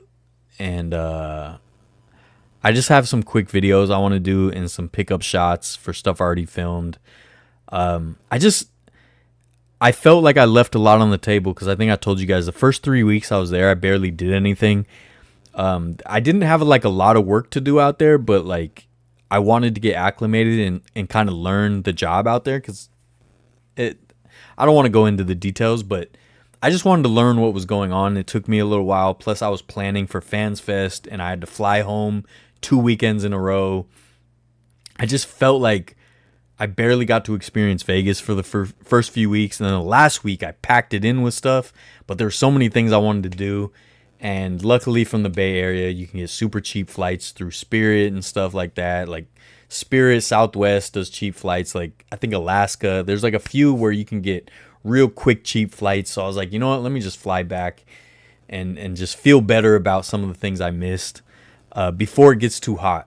And I'm trying to take the boy himself out there so he can help me film some stuff too. And he's never been to Vegas, so I thought that would be fun. But I pushed it back, so I don't know. We'll see what happens with that. My other plans are Valkyrie's home opener. I really want to go to. I don't have tickets yet or anything. It's not for sure, but I would love to. Let's go Valkyries. Ballers home opener, of course, I want to do. And then I'm trying so hard to make sure that I can go to the Bristol Motor Speedway game. I think it's Braves Reds, I want to say, in Tennessee in August. Oh man, that'll be hot and humid. But I want to go to that game. And then, of course, you guys know I'm trying to go to Buffalo Bills game this year. I have to see that stadium. It's the last season. I, of course, wanted to see it in the snow, but that's too risky to try to wait for a snow game, because then if I miss it, I miss it. I never get to see that stadium. So I think I'm just have to go to any game just to check it out, which is a real bummer because I would love to see it in the snow. But maybe I'll get lucky. I don't know. We'll see. But that's my big plans when it comes to sports this year. And I told you guys that otherwise, 2025, I want to pump out history content. I got a bunch of history stuff on the way.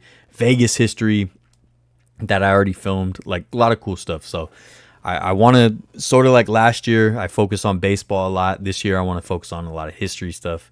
But of course, I'll still do the sports stuff too. But that's kind of my plans for the rest of the year. Work today, so I had to rewatch the whole Giants game. It was too hard to watch while bartending. Man, yeah, I could imagine. I would get annoyed because I'd be wanting to watch the game. But great game, dude. I didn't even really talk about it, but Giants are 8-1, folks. We're winning it all this year, and that's it. That's the end of it, dude. I don't want to hear nothing else, dude. We're gonna win it, and that's it. Sponsored, not sponsored, but it can be. Bubbly, sparkling water, cherry. Business email in the description if any of the fine folks in Bubbly are in the chat and want to help out.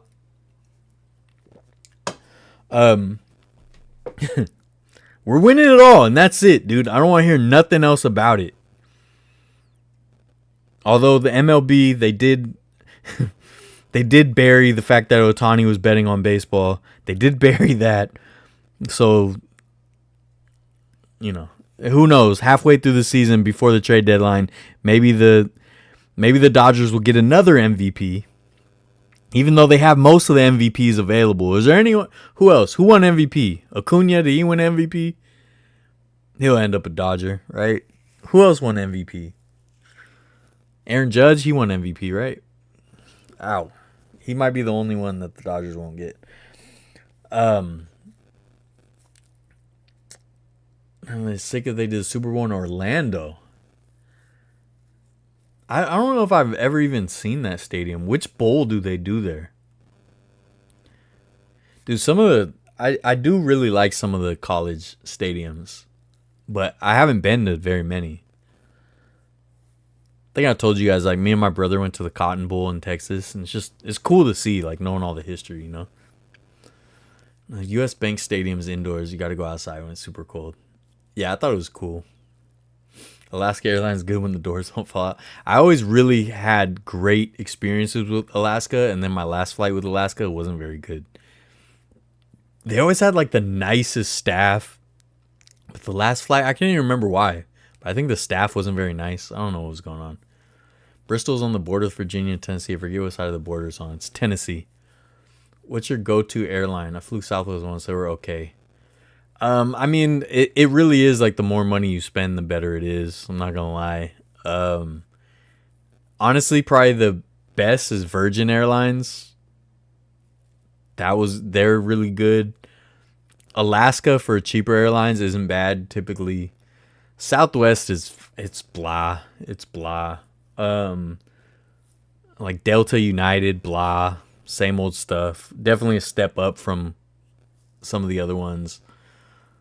I flew on Turkish Airlines. They were really good, incredible. I think any of the I've never flown on like Emirates and stuff, but I think all those airlines are like super fancy. Any of the Asian or Middle Eastern airlines are like super fancy, but I've only been on Turkish Airlines, so I can't really say. But it really is the more money you spend, the better it is. Like.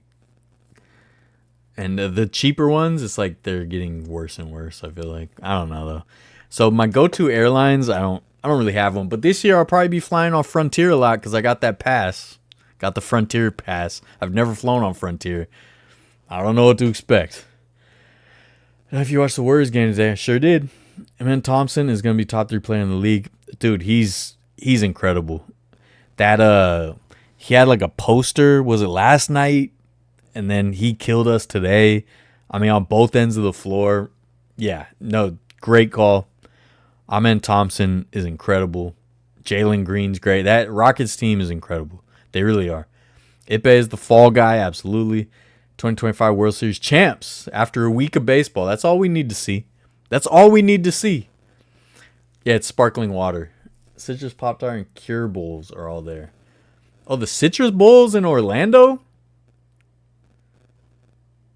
Why did I not... The Citrus Bowls in Orlando? Really? Pop-Tart Bowl. That's crazy. The only bowl game I've been to is the... Was it the... No, Red Box Bowl. I went to the Red Box Bowl and I've been to the East-West Shrine game. Might go to the Ducks-Rutgers game in New Jersey. Dude, that'd be dope. Giants will shock baseball world. The underdogs will win the World Series. Giants play the Yankees next weekend. Torpedo bats. Everyone's ordering the torpedo bats, though. Delta, yeah, Delta's fine. You know, it's blah. heard Air Canada. I've never flown Air Canada. Camping World. It's called the Citrus Bowl. That's where WrestleMania 23.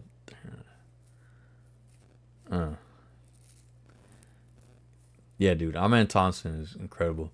Virgin had its own American airline called Virgin America. It's one of the best airlines. I think I flew on Virgin America, so it must have been that. How long ago did they change? I forgot there was changes.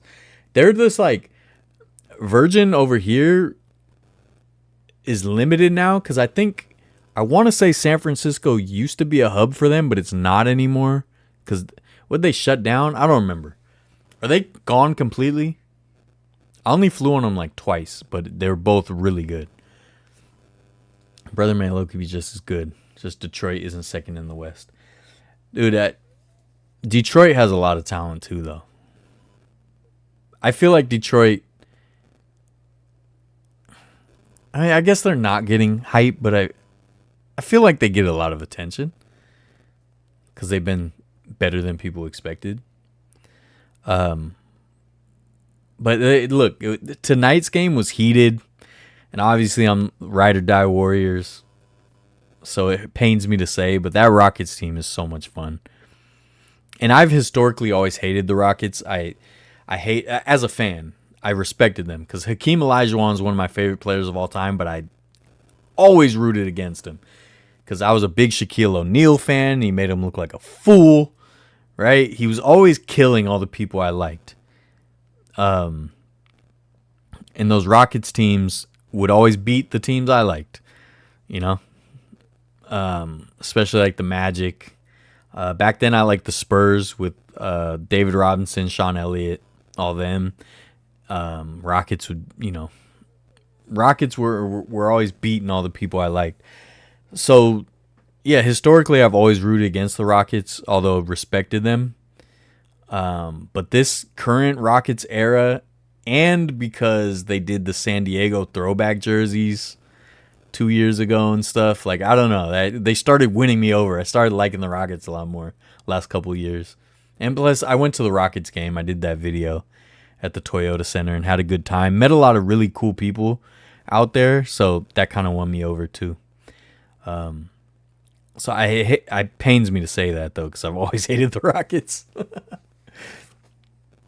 Virgin merged with Alaska. That's right. So SFO is Alaska Hub, and the Giants had a partnership with them. Yeah, you're right. It makes total sense. Pistons are definitely coming. Yeah, Pistons. I think a lot of people are excited about. I don't know if they're ready. I feel like the Pistons are like the Rockets last year. And I feel like the Rockets are slower than people expected. Because they've been building this team for a few years now. But they're here now.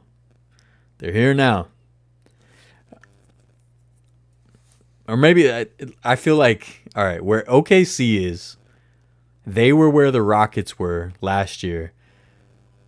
And the Pistons are where the Rockets were 2 years ago. Does that make sense? No, because the Pistons are better than the Rockets were 2 years ago. I don't know. You get what I'm saying. They're kind of like in a row. It's like OKC, Rockets, Pistons. Those are like three young teams that are building something that could be really special. Ah, poor Sixers. You're supposed to be in that mix. But you ain't.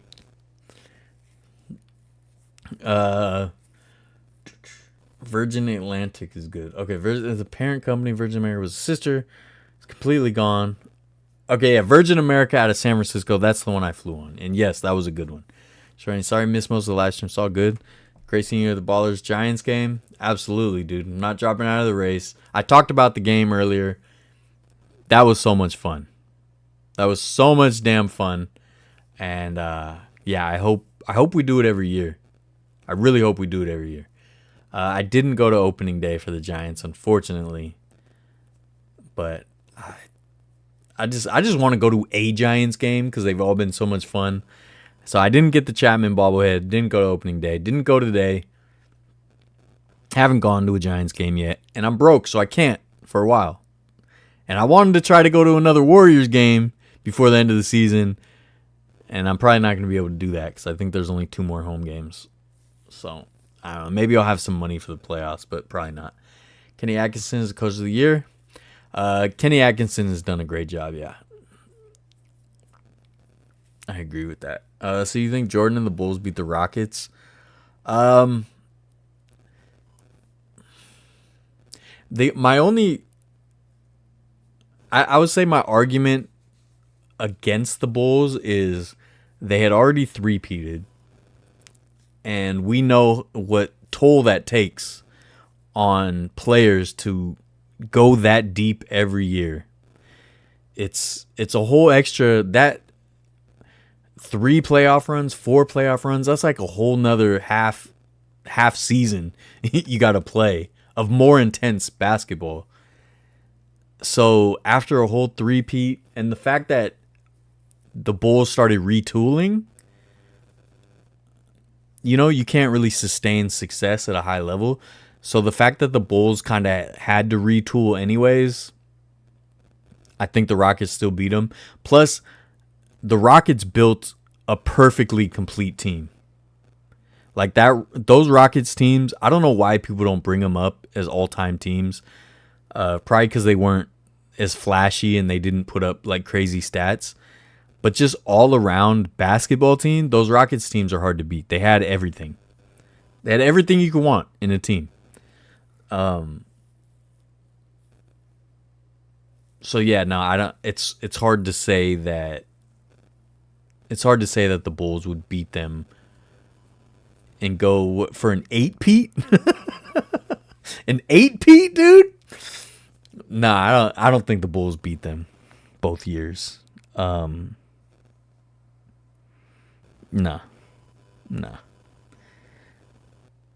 And like I said, the Rockets were just they had it all together. And obviously, they couldn't sustain the success either. They had to retool. They ended up getting Pippen and Barkley and all that, and yeah. Nah, I don't think the Bulls beat them every year. But that's not like a condemnation of the Bulls either. That's just you can't sustain success like that.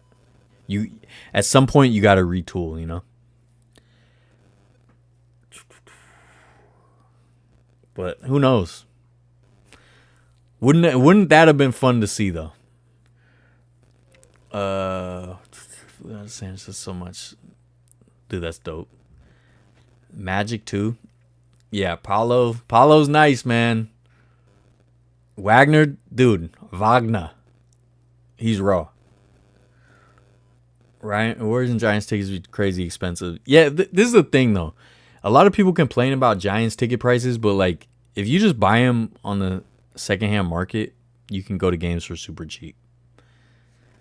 I don't know why so many people I see like will be like, oh, games are so expensive. It's like, well, you're buying it on the official app. Yeah, they're expensive. Just buy them on StubHub. Like $8. Forgot to mention on the Discord, Modesto Nuts playing San Jose Giants. That's cool. Dude, in our Discord, Ruben posted some pictures from the Modesto Nuts games. He works there. And Modesto Nuts got some awesome merch, dude. I got to get some of those hats. For some reason, I really like the simple M hat. I think it's a really cool M. I think it's a beautiful M. So I want to get one of those. And it's the last season, so I got to get out to a game. Meet a scout for the Texas Rangers. He himself said, yeah, the Rangers are just looking for anything and everything right now. Yeah, I don't know. I don't know what's going on with the Rangers, but they definitely had the World Series hangover. Magic just needs a couple of vets. A couple? I mean, one good vet might get them over the hump, dude. 7 1/4 typically. Don't give me a hat though. I'm gonna try to go out to a game there. I think that's all my. One last show and tell. Okay, this is it. One last show and tell. Thanks for the dude, Connor. You don't have to do that, man. Thank you though. Thank you. Now I can go to a Giants game. So I got 2 of these, and I gifted one to Gabriel, our precious prince. our baby boy, right? Unfortunately, it is from Fanatics, which sucks. I gifted him one, and I got myself one. But this is my very first item like this.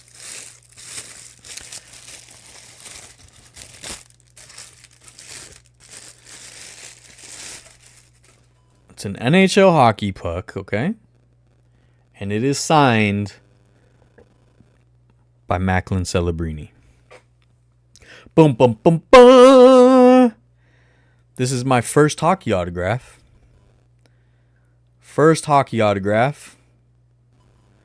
Macklin Celebrini, the Phenom. So I don't have a ton of Shark stuff. Oh, I almost dropped that. But I'm building, right? So I got my Joe Thornton 1000th assist, 500 goals or whatever. Is it 500 goals and 1,000 assists? Yeah. 500 goals, 1,000 assists. Puck that I got from a game I went to. I got the Sharky bobblehead and power play, bobblehead. Then I got Macklin Celebrini, just a souvenir puck. And now I have the Macklin Celebrini autographed puck.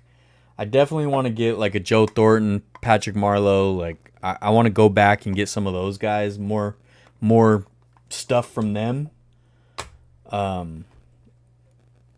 But I had to get the Phenom, man. So I got this a while back, and I was sitting on it because our precious baby boy, I wanted to give it to him before I open mine.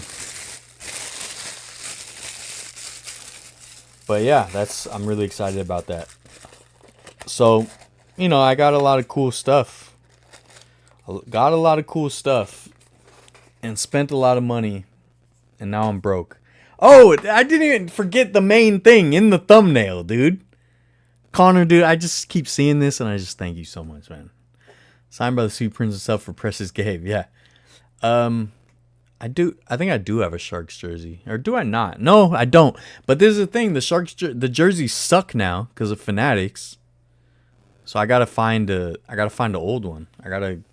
Which sucks because I don't like wearing hand-me-down stuff, or like someone else's stuff. It weirds me out. So vintage stuff is always hard for me. I like faux vintage because then it's like vintage, because I like the vintage stuff better. But then it's like some other Jamoke wasn't wearing this before me. It just weirds me out. I don't know. So if someone knows like a good Sharks jersey that's at least a few years old before Fanatics, and I would love like a Marleau or Thornton. Yeah. So the thumbnail, I totally forgot. This is the longest live stream ever. But Doyers, okay. Now you may be wondering, why do you have Dodger stuff? Well, I typically don't allow Dodger stuff through the threshold of my door. Okay. Find where the puck is. Yeah, dude, it is hard. It is hard. So why would you have a Doyers thing? Well, there's only really one or two things I like about the Dodgers organization, okay? One of them is I love Dodger Stadium. Now, do not forget that they displaced an entire Latino community to be able to gift that land to the Dodgers to bring them out west. Okay? Don't forget that part of it. Eminent domain. They did all these crazy, terrible things to get that neighborhood out of there so that they could make sure that the Dodgers had land, okay?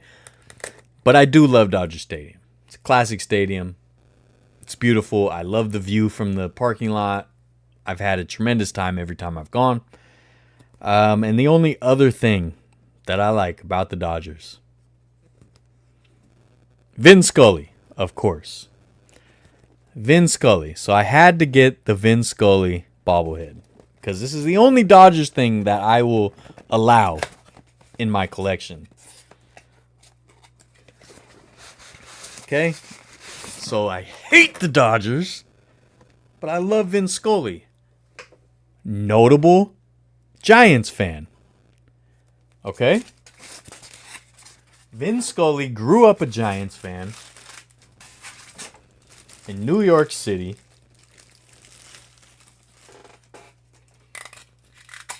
Ugh. But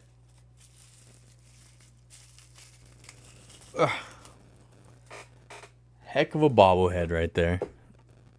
Okay? This is the only Dodgers bobblehead I want. I would take a Jackie Robinson, of course, because it's Jackie Robinson, but this is the only one I went out and had to get. The only one, dude. I love Vin Scully.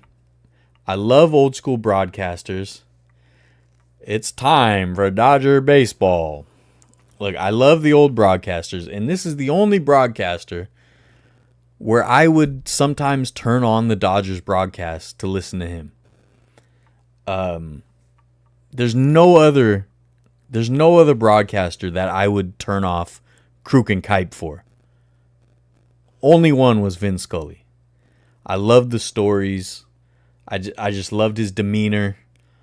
I loved how boring he was to some people. I love that. I'm like, good. I like that he's not flashy. I like that he's just Vin. And he's incredible at what he does, and he just knows baseball, and he knows stories, and he's just Vin, man. So, notable Giants fan, Vin Scully. It's the only Dodgers thing I will allow in my collection. Other than that, get out of here, dude. Get out of here, dude. Hey, if you ever come in here and you see a Shohei Ohtani bobblehead, dude, someone's got me kidnapped. That's crazy. It's lost 15,000 in 4 days. Ooh, Bitcoin's dropping too? I didn't know that. Man. What's up, Gabriel? Yes, I had to show them my Macklin Celebrini puck. And this one too.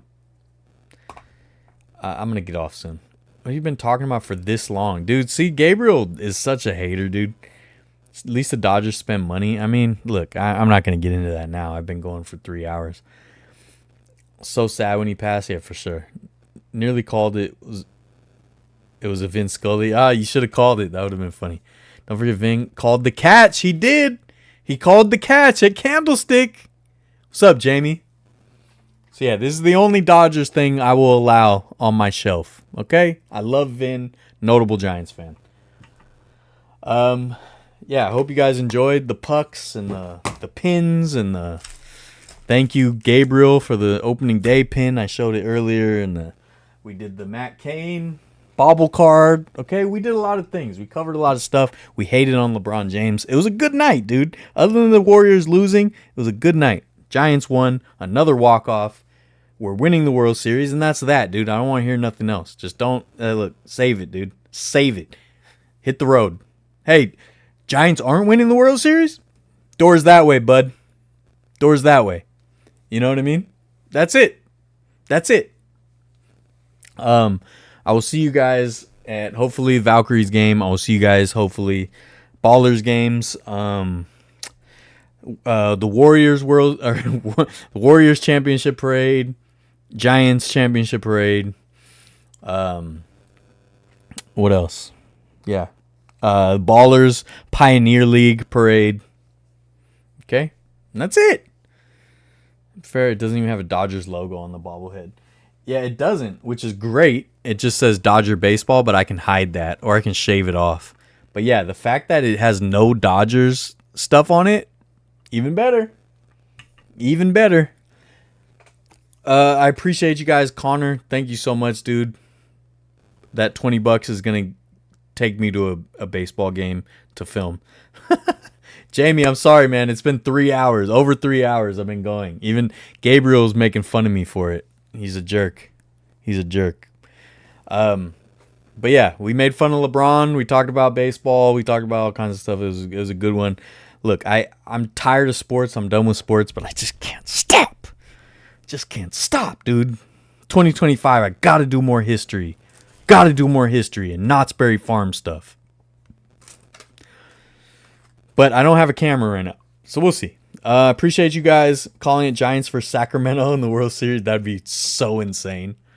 I almost want it to happen because how stupid it would be. But it would hurt Gabriel. Yeah, appreciate you guys. See you next week. Hopefully 2 videos this week. Yeah, I'm trying to get both videos out this week. Opening day, Battle of the Bay 2.0. Hopefully one of them tomorrow, although this live stream went super long. I'm supposed to be editing, so I don't know. Either tomorrow or the next day. Appreciate you guys. Vertlife, have a good night. You guys are the best. Love you. Shout out everybody in the world. And my grandmother, who I got to see today. Thank you, Jamie, for defending me. Vertlife, love you guys.